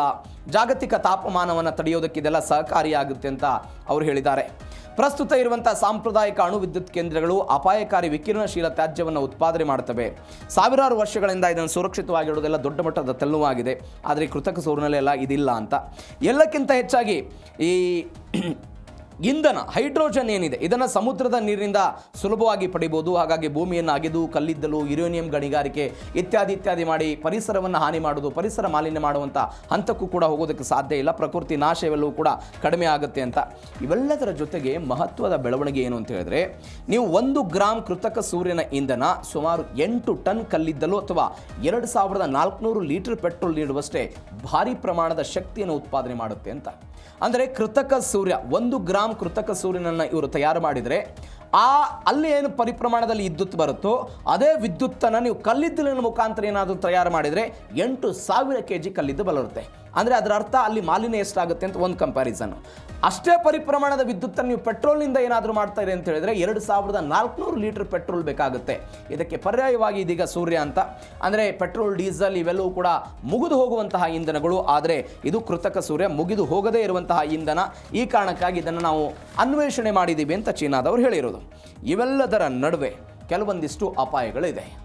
ಸಂಭಾವ್ಯ ಅಪಾಯಗಳೇನು ಈ ವಿಚಾರಕ್ಕೆ? ಎಲ್ಲಿ ತಂತ್ರಜ್ಞಾನ ಮುಂದುವರಿಯಿತು, ಎಲ್ಲಿ ಅಭಿವೃದ್ಧಿಯನ್ನು ಮಾಡ್ತೇವೋ ಅಲ್ಲಿ ಸಹಜವಾಗಿ ಕೆಲವೊಂದಿಷ್ಟು ಸಮಸ್ಯೆಗಳು ಇದ್ದೇ ಇರುತ್ತೆ. ಇಲ್ಲಿಯೂ ಕೂಡ ಅದೇ ರೀತಿಯಾಗಿ ಒತ್ತಡ ಇಲ್ಲದೆ ಇರೋದ್ರಿಂದ ಚರ್ನೋಬಿಲ್ನಂಥ ಅಣುಸ್ಥಾವರ ಸ್ಫೋಟಗಳು ಮರುಕಳಿಸೋದಿಲ್ಲ. ನಾನು ಆವಾಗಲೇ ಹೇಳಿದೆ, ಚರ್ನೋಬಿಲ್ನ ಉದಾಹರಣೆಯನ್ನು ಕೊಟ್ಟೆ, ಅದೆಲ್ಲ ಮರುಕಳಿಸೋದಿಲ್ಲ ಅಂತ. ಈ ತಂತ್ರಜ್ಞಾನದ ಸ್ಥಾವರಗಳಿಗೆ ಅತ್ಯಂತ ಕಡಿಮೆ ಮೂಲಸೌಕರ್ಯ, ಸಣ್ಣ ಪ್ರಮಾಣದ ಸ್ಥಳಾವಕಾಶ ಇರುತ್ತೆ. ಈ ಸಣ್ಣ ಪ್ರಮಾಣದ ಸ್ಥಳಾವಕಾಶದಲ್ಲಿ ಏನಾಗುತ್ತೆ ಅನ್ನುವಂಥ ಆತಂಕ, ಡಿ ಆಕಾರದ ರಿಯಾಕ್ಟರ್ಗಳೆಲ್ಲ ಇರುತ್ತೆ ಅನ್ನುವಂಥ ವಿಚಾರಕ್ಕೆ ಸಂಬಂಧಪಟ್ಟಂತೆ ಆ ರೂಪದಲ್ಲಿದ್ದಾಗಲೂ ಕೂಡ ಕೆಲವೊಂದಿಷ್ಟು ಸಮಸ್ಯೆಗಳಾಗ್ಬೋದು. ಒತ್ತಡದ ಕಾರಣಕ್ಕಾಗಿ ಏನಾಗ್ಬಿಡುತ್ತೆ ಅನ್ನುವಂಥ ಆತಂಕ ಇದ್ದೇ ಇರುತ್ತೆ. ಸಣ್ಣ ಗಾತ್ರದಲ್ಲಿ ರೂಪುಗೊಳ್ಳೋದ್ರಿಂದ ಅಕ್ರಮ ಬಾಂಬ್ ಉತ್ಪಾದನೆಗೆಲ್ಲ ದುರ್ಬಳಕೆ ಆಗಬಹುದು ಎನ್ನುವಂಥ ಆತಂಕ ಈ ವಿಚಾರದಲ್ಲಿದೆ. ಅಣುದಳುವಿನ ತಂತ್ರಜ್ಞಾನ ಬಂದಾಗ ಆತಂಕದಂತೆ ಏನು ಉಂಟಾಗಿತ್ತು ಅದೇ ರೀತಿಯಾಗಿ ಆವಿಷ್ಕಾರವು ಕೂಡ ಇದು ಉಪಯೋಗ ಆಗಬಹುದು ಎನ್ನುವಂಥ ವಿಚಾರಕ್ಕೆ ಸಂಬಂಧಪಟ್ಟಂತೆ. ಹೀಗಾಗಿ ಈ ಸಂಭಾವ್ಯ ಅಪಾಯಗಳನ್ನು ಹೇಗೆ ತಡೆಯುವಲ್ಲಿ ಈ ವಿಜ್ಞಾನಿಗಳು ಅಥವಾ ತಂತ್ರಜ್ಞಾನ ಮುಂದಾಗುತ್ತೆ, ಇದನ್ನು ಉತ್ತಮ ಕಾರ್ಯಕ್ಕಾಗಿ, ಉತ್ತಮ ಉಪಯೋಗಕ್ಕಾಗಿ ಹೆಂಗೆ ಬಳಸ್ಕೊಳ್ತಾರೆ ಕಾದು ನೋಡೋಣ. ಇದು ಜೀ ಕನ್ನಡ ನ್ಯೂಸ್ DNA 3ನೇ ಸುದ್ದಿ. ಇನ್ನು 4ನೇ ಸುದ್ದಿಗೆ ಹೋಗೋದಾದರೆ ರಾಜಕಾರಣದಲ್ಲಿ ರಾಜಕಾರಣಿಗಳಿಗೆ, ರಾಜಕೀಯ ಪಕ್ಷಗಳಿಗೆ ಅಧಿಕಾರವನ್ನು ಹಿಡಿಯೋದೇ ಮುಖ್ಯ. ಈ ಅಧಿಕಾರ ಹಿಡಿಬೇಕು ಅಂತ ಹೇಳಿದರೆ ವಿಟಮಿನ್ ಎಂ ಬೇಕು ಅಂತ ಅನೇಕ ಬಾರಿ ಹೇಳ್ತಾ ಇರ್ತಾರೆ. ಏನಿದೆ ವಿಟಮಿನ್ ಎಂ? ವಿಟಮಿನ್ ಎಂ ಅಂತ ಹೇಳಿದರೆ, ವಿಟಮಿನ್ ಎಂ ಅಂದರೆ ಅದು ಮನಿ ಅಂತ. ಪೊಲಿಟಿಕಲ್ ಪಾರ್ಟಿಗಳಿಗೆ ದುಡ್ಡು ಬೇಕಲ್ಲ, ಕೋಟ್ಯಾಂತರ ರೂಪಾಯಿ ದುಡ್ಡು ಬೇಕು. ಚುನಾವಣಾ ಪ್ರಚಾರ, ಕಚೇರಿಗಳ ನಡೆಸಬೇಕು, ಕಚೇರಿಗಳ ಸಿಬ್ಬಂದಿ ಇರಬೇಕು. ಅದು BJP ಆಗಿರಲಿ, ಕಾಂಗ್ರೆಸ್ ಆಗಿರಲಿ, ಅಥವಾ ಇನ್ನೊಂದು ಆಮ್ ಆದ್ಮಿ ಪಾರ್ಟಿ ಆಗಿರಲಿ, ಬೇರೆ ಪ್ರಾದೇಶಿಕ ಪಾರ್ಟಿ ಆಗಿರಲಿ, ಎಲ್ಲದಕ್ಕೂ ಹಣ ಬೇಕು. ಆದರೆ ನೀವು ನೋಡಿ, ಅನೇಕ ವರ್ಷಗಳಿಂದ ದೇಶದಲ್ಲಿ ಆಡಳಿತದಲ್ಲಿದ್ದಂತಹ ಕಾಂಗ್ರೆಸ್ ಅದನ್ನು ಹಿಂದೇಟು ಹಾಕಿ ಇವತ್ತು BJP ಈ ಹಣದ ವಿಚಾರಕ್ಕೆ ಸಂಬಂಧಪಟ್ಟಂತೆ ಒಂದು ಶ್ರೀಮಂತ ಪೊಲಿಟಿಕಲ್ ಪಾರ್ಟಿಯಾಗಿ ಹೊರಹೊಮ್ಮತಾ ಇದೆ. ಹಾಗಾದರೆ BJP ಮತ್ತು ಕಾಂಗ್ರೆಸ್ನ ಒಟ್ಟು ಆಸ್ತಿ ಎಷ್ಟಿದೆ, ಹಣ ಎಷ್ಟಿದೆ, ಎಲ್ಲೆಲ್ಲಿ ವಿನಿಯೋಗ ಆಗ್ತಾ ಇದೆ, ಈ ಪೊಲಿಟಿಕಲ್ ಪಾರ್ಟಿಗಳಿಗೆ ಹಣ ಎಲ್ಲೆಲ್ಲಿಂದ ಬರ್ತಾ ಇದೆ? ಒಂದು ವರದಿ ಹೊರಗಡೆ ಬಂದಿದೆ. ಅಸೋಸಿಯೇಷನ್ ಫಾರ್ ಡೆಮಾಕ್ರೆಟಿಕ್ ರಿಫಾರ್ಮ್ಸ್ ಇವರು ಕೊಟ್ಟಿರುವಂತಹ ದತ್ತಾಂಶಗಳು ಸದ್ಯಕ್ಕೆ ಹೊರಗಡೆ ಬಂದಿದೆ. ಹಾಗಾದರೆ ಏನೇನಾಯಿತು ಡೀಟೇಲ್ಸ್ ನೋಡೋಣ. BJPಯ ಬ್ಯಾಂಕ್ ಬ್ಯಾಲೆನ್ಸ್ ಮತ್ತು ಆಸ್ತಿಯ ವಿವರ. BJPಯ ಬ್ಯಾಂಕ್ ಬ್ಯಾಲೆನ್ಸ್ ಎಷ್ಟಿದೆ? 10,107.2 ಕೋಟಿ ರೂಪಾಯಿ ಇರೋದು. ಯಾರ್ದು? BJPದಿದು. ಒಟ್ಟು ಘೋಷಿಸಿದ ಆಸ್ತಿ ಎಷ್ಟಿದೆ? 12,171.17 ಕೋಟಿ. ಅಂದರೆ ಕಾಂಗ್ರೆಸ್ಗಿಂತ 75 ಪಟ್ಟು ಹೆಚ್ಚು ನಗದು ಮೀಸಲಿಟ್ಟಿದ್ದಾರೆ. ಅತ್ಯಲ್ಪ ಸಾಲ ಇದೆ, ಅಂದರೆ 17,43,000 ರೂಪಾಯಿ BJPಯ ಸಾಲ ಇರೋದು. ಅಸೋಸಿಯೇಷನ್ ಫಾರ್ ಡೆಮಾಕ್ರೆಟಿಕ್ ರಿಫಾರ್ಮ್ಸ್ ಕೊಟ್ಟಿರುವಂತಹ ವರದಿ ಇದು. BJP ದೇಶದಲ್ಲಿ ಅತ್ಯಂತ ಹೆಚ್ಚು ಆಸ್ತಿಯನ್ನು ಹೊಂದಿರುವಂತಹ ಶ್ರೀಮಂತ ರಾಜಕೀಯ ಪಕ್ಷ ಅಂತ ಇದರಲ್ಲಿ ಹೇಳಿದ್ದಾರೆ. ಒಟ್ಟು ಆಸ್ತಿ 12,771 ನಾನು ಆವಾಗಲೇ ಹೇಳಿದೆ ಕೋಟಿ. ಅದಾದ ನಂತರ ಎಲ್ಲ ಪೊಲಿಟಿಕಲ್ ಪಾರ್ಟಿಯ ಆಸ್ತಿಯ ಪೈಕಿ BJPಯ ಸಿಂಹ ಪಾಲಿದೆ. 70% BJP ಆಸ್ತಿ ಇದೆ ಅಂತ ಹೇಳ್ತಿದ್ದಾರೆ. 10,000 ಕೋಟಿ ರೂಪಾಯಿ FD ಇದೆ. ಒಟ್ಟು ನಗದು ಎಲ್ಲವೂ ಕೂಡ ಸೇರಿಕೊಂಡು ಅದರಲ್ಲಿ FD 9,390 ಕೋಟಿ ರೂಪಾಯಿ ಇದೆ. ಸಾಲ 15,43,000 ರೂಪಾಯಿ ಇದೆ. 20 ವರ್ಷಗಳ ಹಿಂದೆ ಇದೇ BJPಯ ಹಣ ಎಷ್ಟಿತ್ತು ಅಂತ ಹೇಳಿದ್ರೆ 122 ಕೋಟಿ ರೂಪಾಯಿ ಇತ್ತು. ಇದೀಗ ಅದು 12,171 ಕೋಟಿಗೆ ಏರಿಕೆ ಆಗಿದೆ. 2004ರಲ್ಲಿ 122 ಕೋಟಿ ಇತ್ತು. 2015ರಲ್ಲಿ 893 ಕೋಟಿಗೆ ಏರಿಕೆ ಆಯಿತು. 2019-20 4,848 ಕೋಟಿಗೆ ಏರಿಕೆ ಆಯಿತು. 2021-22ರಲ್ಲಿ 6,046 ಕೋಟಿಗೆ ಏರಿಕೆ ಆಯಿತು. 2023-24ರಲ್ಲಿ 9,181 ಕೋಟಿಗೆ ಏರಿಕೆ ಆಯಿತು. ಇದೀಗ ಅವರದ್ದು 12,171 ಕೋಟಿ ರೂಪಾಯಿ ಇದೆ. ಅಂದರೆ 2004ರಲ್ಲಿ ಬ್ಯಾಂಕ್ ಬ್ಯಾಲೆನ್ಸ್ 88 ಕೋಟಿ ಇತ್ತು. ಆದರೆ ಇದೀಗ ಅದು 115 ಪಟ್ಟು ಏರಿಕೆ ಆಗಿದ್ದನ್ನು ನಾವು ನೋಡ್ತಾ ಇದ್ದೀವಿ. ಇದರರ್ಥ BJP 2014ರಲ್ಲಿ ಕೇಂದ್ರ ಸರ್ಕಾರದಲ್ಲಿ ಅಧಿಕಾರಕ್ಕೆ ಬಂದ ನಂತರ ಅವುಗಳ ಒಟ್ಟಾರೆ ಬ್ಯಾಲೆನ್ಸ್ ಕೂಡ ಏರಿಕೆ ಆಗ್ತಾ ಇರೋದನ್ನು ನೋಡ್ತಾ ಇದ್ದೀವಿ. ಯಾವ್ಯಾವ ಕಾರಣಕ್ಕೆ ಏರಿಕೆ ಆಯಿತು, ಏನು ಎತ್ತ, ಆ ವಿಚಾರಕ್ಕೆ ನಾನು ಡೀಟೇಲ್ಸಿಗೆ ಬರ್ತೀನಿ. ಇದು BJP ಎದ್ದಾದರೆ ಇನ್ನು ಕಾಂಗ್ರೆಸ್ ವಿಚಾರಕ್ಕೆ ಬರೋಣ.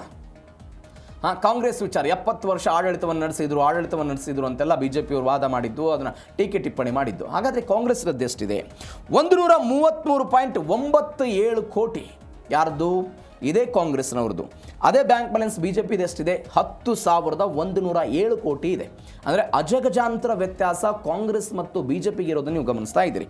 ಒಟ್ಟು ಘೋಷಿತ ಆಸ್ತಿ ಸುಮಾರು 1,351 ಕೋಟಿ. BJPದು 12,000 ಕೋಟಿ ಇದೆ. ನಗದು ಮೀಸಿನಲ್ಲಿ BJPಗೆ ಹೋಲಿಕೆ ಮಾಡಿದರೆ ಬಹುದೊಡ್ಡದ ಹಿನ್ನಡೆಯನ್ನು ಕಾಂಗ್ರೆಸ್ನವರು ಹೊಂದಿದ್ದನ್ನು ನೋಡ್ತಾ ಇದ್ದೀವಿ. 1,351 ಕೋಟಿ ಆಸ್ತಿ ಘೋಷಣೆ. ಸ್ಥಿರ ಆಸ್ತಿ ಅಂದರೆ ಅವರ ಸೈಟ್ಗಳು, ಅವರ ಕಟ್ಟಡಗಳು, ಬೇರೆ ಬೇರೆ ವಿಚಾರಕ್ಕೆ ಸಂಬಂಧಪಟ್ಟಂತೆ ಇರುವಂಥ ಸ್ಥಿರ ಆಸ್ತಿ 408.38 ಕೋಟಿ ಇದೆ ಅಂತೆ. ಲೋನು, ಅಡ್ವಾನ್ಸ್, ಠೇವಣಿ ಇವೆಲ್ಲವೂ ಕೂಡ ಸೇರಿಕೊಂಡು 320.72 ಕೋಟಿ ಅಂತೆಲ್ಲ ಹೇಳ್ತಿದ್ದಾರೆ. ಬ್ಯಾಂಕ್ ಬ್ಯಾಲೆನ್ಸ್ 133.97 ಕೋಟಿ ಇದೆ. ಅಂದರೆ BJPದು 10,107 ಕೋಟಿ ಇದೆ, ಇವರದು 133 ಕೋಟಿ. ಅಂದರೆ 75% ಇವರು ಮುಂದೆ ಇರೋದನ್ನು ನೋಡ್ತಾ ಇದ್ದೀವಿ. ನೀವು ನೋಡಿ, ಸ್ವಲ್ಪ ಕಾಂಗ್ರೆಸ್ನದ್ದು ವೇರಿಯೇಷನ್ ಇದೆ. 2014-15ರಲ್ಲಿ ಇವ್ರದ್ದು 39 ಕೋಟಿ ಇತ್ತು. 15ರಲ್ಲಿ 758 ಕೋಟಿಗೆ ಹೋಯಿತು. ಅದಾದ 19-20ರಲ್ಲಿ BJP ಯಾವಾಗ ಅಧಿಕಾರಕ್ಕೆ ಬಂತು ಅವಾಗ ಮತ್ತೆ ಕಡಿಮೆ ಆಗಿದ್ದ ನೋಡಿದ್ದೀವಿ. ಇದು ಕಾಂಗ್ರೆಸ್ನ ವಿಚಾರದಲ್ಲಿ ಆಯಿತು. ಇವೆಲ್ಲದರ ನಂತರ BJP ವಾರ್ಷಿಕ ಆದಾಯ ಮತ್ತು ಪ್ರಗತಿ ಹೆಂಗಾಯ್ತು? ಇದು ಪ್ರಗತಿ ಲೋಕಸಭಾ ಚುನಾವಣಾ ವರ್ಷದ ಒಟ್ಟು ಆದಾಯ 6,794.14 ಕೋಟಿ ಇದ್ದದ್ದನ್ನು ನೋಡಿದ್ದೀವಿ. ಇದಕ್ಕೆ ನೀವು ಸ್ವಲ್ಪ ಹಿಂದಕ್ಕೆ ಹೋಗಬೇಕು. BJP ಒಂದು ಚುನಾವಣಾ ಬಾಂಡ್ ಎನ್ನುವಂಥದ್ದನ್ನು ತೆಗೆದುಕೊಂಡು ಬಂತು. ಇಡೀ ದೇಶದಲ್ಲಿ ಮತ್ತು ಕಾಂಗ್ರೆಸ್ ಸೇರಿದಂತೆ ವಿಪಕ್ಷಗಳೆಲ್ಲರೂ ಕೂಡ ಇದನ್ನು ವಿರೋಧ ಮಾಡಿದ್ದನ್ನು ನೋಡಿದ್ವಿ. ಇದು ಹೆಂಗೆ ಏರಿಕೆ ಆಯಿತು ಅನ್ನೋದು ನಾನು ಹೇಳ್ಬಿಡ್ತೀನಿ ಸ್ವಲ್ಪ. ಎಲೆಕ್ಟ್ರೋಲ್ ಬಾಂಡ್ ಅಂತೆಲ್ಲ ತೆಗೆದುಕೊಂಡು ಬಂದರು. ಏನಿದೆ ಎಲೆಕ್ಟ್ರೋಲ್ ಬಾಂಡ್ ಅಂತ ಹೇಳಿದ್ರೆ, ರಾಜಕೀಯ ಪಕ್ಷಗಳಿಗೆ ಸಾರ್ವಜನಿಕರು ಅಥವಾ ಕಾರ್ಪೊರೇಟ್ ಕಂಪನಿಗಳು ಹಣಕಾಸಿನ ದೇಣಿಗೆ ಕೊಡೋದಕ್ಕೆ ಕೇಂದ್ರ ಸರ್ಕಾರ 2018ರಲ್ಲಿ ತೆಗೆದುಕೊಂಡು ಬಂದಂಥ ಒಂದು ವ್ಯವಸ್ಥೆ ಇದು. ಇದರಲ್ಲಿ ಹೆಂಗಾಗ್ತಾ ಇತ್ತು ಅಂತ ಹೇಳಿದ್ರೆ, 1,000 ಇರ್ತಿತ್ತು, 10,000 ಇರ್ತಿತ್ತು, 1 ಲಕ್ಷ, 10 ಲಕ್ಷ, 1 ಕೋಟಿ ಮೌಲ್ಯದ ಕೆಲವೊಂದಿಷ್ಟು ಪ್ರಾಮಿಸರಿ ನೋಟ್ ರೀತಿಯಲ್ಲಿ ಇರ್ತವೆ. ನೀವು ಅದನ್ನು SBIನಲ್ಲಿ ಹೋಗಿ ತೆಗೆದುಕೊಂಡು ಬರಬೇಕಾಗಿತ್ತು. ಆ SBIನಲ್ಲಿ ತೆಗೆದುಕೊಂಡು ಬಂದ ನಂತರ ನೀವು ಪೊಲಿಟಿಕಲ್ ಪಾರ್ಟಿ ಕೊಡಬೇಕಾಗಿತ್ತು. ಆ ಪೊಲಿಟಿಕಲ್ ಪಾರ್ಟಿಯವರು ತೆಗೆದುಕೊಂಡು ಹೋಗಿ SBI ಕೊಡ್ತಿದ್ರು. SBIಗೆ ಜಮಾ ಆದ ನಂತರ ಆ ಹಣ ಇವರಿಗೆಲ್ಲ ಬರ್ತಾ ಇತ್ತು. ಇದಾದ ನಂತರ BJPಗೆ ಒಂದು ಪ್ಲಸ್ ಪಾಯಿಂಟ್ ಏನಾಯಿತು ಅಂತ ಹೇಳಿದ್ರೆ, ಯಾವಾಗ ಈ ಬಾಂಡ್ ತೆಗೆದುಕೊಂಡು ಬಂದ್ರಲ್ಲ, ಅನೇಕ ಕಾರ್ಪೊರೇಟ್ ಕಂಪನಿಗಳು ಎಲ್ಲರೂ ಕೂಡ ಹಾಕಿದ್ರು. ಒಂದು ಅಂಕಿಅಂಶ ಈ ವಿಚಾರಕ್ಕೆ, 2018ರಿಂದ 24ರ ತನಕ ಏನು 16,000 ಕೋಟಿ ರೂಪಾಯಿ ಮೌಲ್ಯದ ಬಾಂಡ್ಗಳ ಮಾರಾಟ ಆಯ್ತಲ್ಲ, ಆ ಮಾರಾಟ ಆದಂತಹ ಪೈಕಿ 50ಕ್ಕಿಂತ ಹೆಚ್ಚು ಪಾಲು BJPಗೆ ಸಿಕ್ಕಿತ್ತು. ಇದು ಗಮನಿಸಬೇಕಾದಂತಹ ಸಂಗತಿ. BJPಯ ವರಮಾನ ಹೆಚ್ಚಳ ಆಗೋದಕ್ಕೆ ಏನು ಅಥವಾ BJP ಆದಾಯ ಹೆಚ್ಚಳ ಆಗೋದಕ್ಕೆ ಕಾರಣ ಏನು ಅಂತ ಹೇಳಿದ್ರೆ, ಇದು ಕಾರಣ. ಇದನ್ನು ಸುಪ್ರೀಂ ಕೋರ್ಟ್ 2022ರಲ್ಲಿ ಬಂದ್ ಮಾಡಿದ್ದನ್ನು ನೋಡಿದ್ವಿ. ಇದು ಒಂದು ಬೆಳವಣಿಗೆ. ಇವೆಲ್ಲದರ ನಡುವೆ ಕಾಂಗ್ರೆಸ್ ವಾರ್ಷಿಕ ಆದಾಯ ಮತ್ತು ಪ್ರಗತಿ ಹೆಂಗಿದೆ? ಲೋಕಸಭಾ ಚುನಾವಣಾ ವರ್ಷದ ಒಟ್ಟು ಆದಾಯ 918.28 ಕೋಟಿ ಇದ್ದದನ್ನು ನೋಡಿದ್ದೀವಿ. ಲೋಕಸಭಾ ಚುನಾವಣಾ ವರ್ಷದಲ್ಲಿ ಆದಾಯದಲ್ಲಿ 25% ಇಳಿಕೆ ಆಗಿದೆ. ರಾಷ್ಟ್ರೀಯ ಪಕ್ಷಗಳ ಒಟ್ಟು ಆದಾಯದಲ್ಲಿ 11.53 ಪಾಲಿದೆ ಕಾಂಗ್ರೆಸ್ನದ್ದು. BJPಗಿಂತ ವಾರ್ಷಿಕ ಗಳಿಕೆಯಲ್ಲಿ ಗಣನೀಯವಾಗಿ ಹಿಂದೆ ಬಿದ್ದಿದೆ. ವಾರ್ಷಿಕ ಆದಾಯದ ಪ್ರವೃತ್ತಿ ಕುಸಿತ ಆಗ್ತಾ ಇರೋದನ್ನು ನೋಡ್ತಾ ಇದ್ದೀವಿ. ಯಾವ ಕಾರಣಕ್ಕಾಗಿ? ಅಧಿಕಾರ ಇಲ್ಲದೆ ಇರೋದನ್ನು ನೋಡ್ತಾ ಇದ್ದೀವಿ. ಕಾರ್ಪೊರೇಟ್ ದೇಣಿಗಳಲ್ಲಿ ಕಡಿಮೆ ಆಗ್ತಾ ಇರೋದನ್ನು ನೋಡ್ತಾ ಇದ್ದೀವಿ. ಅವರು ಬೇರೆ ಬೇರೆ ಮೂಲಗಳನ್ನು ಅತ್ಯಂತ ಕಡಿಮೆಯಾಗಿ ನಂಬಿಕೊಳ್ತಾ ಇದ್ದಾರೆ. ಹೀಗಾಗೆಲ್ಲ ಕಡಿಮೆ ಆಗ್ತಾ ಇದೆ ಅಂತ. ಆದಾಯದ ಪ್ರಮುಖ ಮೂಲಗಳು ಏನಾಯಿತು ಎಲ್ಲವೂ ಕೂಡ ನೋಡೋದು. ಏನೇನಿದು? BJPಯ ಒಟ್ಟು ಆದಾಯದ 90.4 ಭಾಗ ಅಂದರೆ 6,124.85 ಕೋಟಿ ರೂಪಾಯಿ ಏನಿದೆ, ಅದು ಸ್ವಯಂ ಪ್ರೇರಿತ ದೇಣಿಗೆ ಮುಖಾಂತರ ಬರುತ್ತೆ.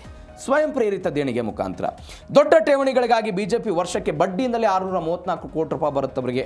ಕಾಂಗ್ರೆಸ್ ದೇಣಿಗೆಯಿಂದ ಪಡೆಯುವಂಥ ಒಟ್ಟು ಮೊತ್ತಕ್ಕಿಂತಲೂ ಕೂಡ ಬಿಜೆಪಿಯ ಬಡ್ಡಿ ಏನು ಬರುತ್ತಲ್ಲ ಅದು 522.13 ಕೋಟಿ ರೂಪಾಯಿ ದೊಡ್ಡ ಮಟ್ಟದಲ್ಲಿ ಹೆಚ್ಚಿದೆ.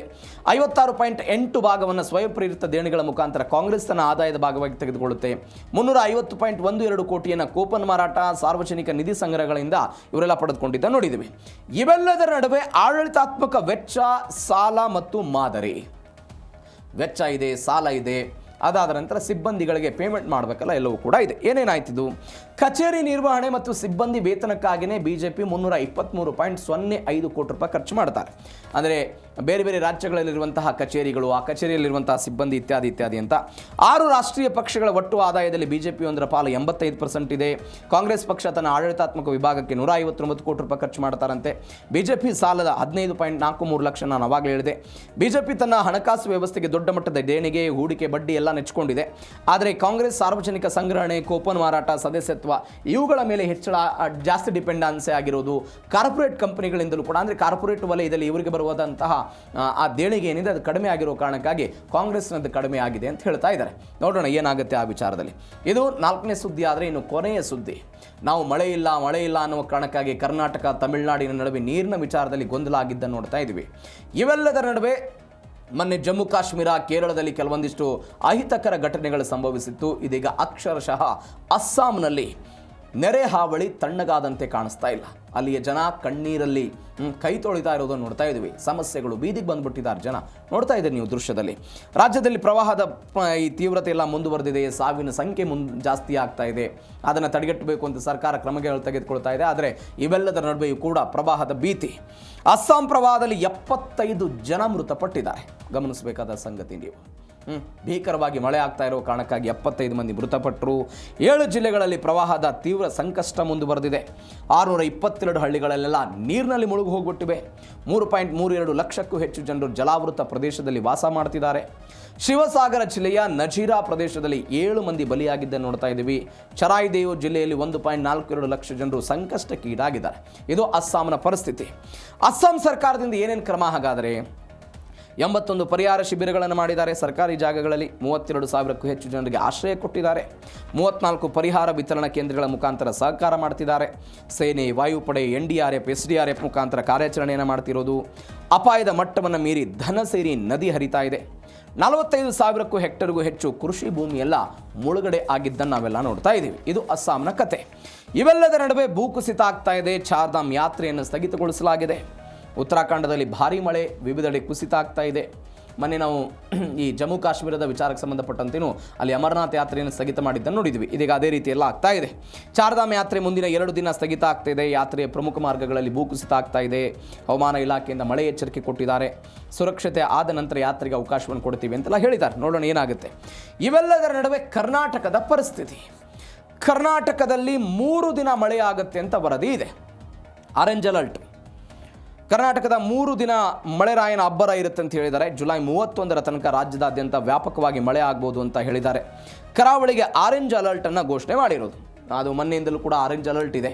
ಅದು ಉಡುಪಿ, ದಕ್ಷಿಣ ಕನ್ನಡ, ಅದಾದ ನಂತರ ಉತ್ತರ ಕನ್ನಡ ಈ ಎಲ್ಲ ಜಿಲ್ಲೆಗಳಿಗೆ ಆರೆಂಜ್ ಅಲರ್ಟನ್ನು ಘೋಷಣೆ ಮಾಡಿರೋದು. ಬೆಂಗಳೂರಿನ ವಿಚಾರದಲ್ಲಿ ಬೆಂಗಳೂರಿನ ಹವಾಮಾನವು ಕೂಡ ಸ್ವಲ್ಪ ತಂಪನಾಗಿರುತ್ತೆ ಅಂತ ನಾವು ಇವತ್ತು ಬೆಳಗ್ಗೆಯಿಂದಲೂ ಕೂಡ ಆ ವಾತಾವರಣನ ಬೆಂಗಳೂರಿನಲ್ಲಿ ನೋಡ್ತಾ ಇದ್ದೀವಿ. ತಂಪನೆಯ ವಾತಾವರಣ ಇರೋದು, ಅಂದರೆ ತಾಪಮಾನ ಕಡಿಮೆಯಾಗಿ ತಂಪನೆಯ ವಾತಾವರಣ ಇರುತ್ತೆ ಅಂತ. ಹೀಗಾಗಿ ಕರ್ನಾಟಕದ ವಿಚಾರದಲ್ಲಿ ಮಳೆ ಏನಾಗುತ್ತೆ ಕಾದೋಣ. ಇವೆಲ್ಲದರ ನಡುವೆ ಅಸ್ಸಾಂನ ಪರಿಸ್ಥಿತಿ ಮಾತ್ರ ಭೀಕರವಾಗಿದೆ. ಇದರೊಂದಿಗೆ ಇವತ್ತಿನ ಜೀ ಕನ್ನಡ ನ್ಯೂಸ್ DNA ಮುಗಿಸ್ತಾ ಇದ್ದೀನಿ. ನೋಡ್ತಾ ಇರಿ ಜೀ ಕನ್ನಡ ನ್ಯೂಸ್, ಸತ್ಯವೇ ಸುದ್ದಿಯ ಜೀವಾಳ.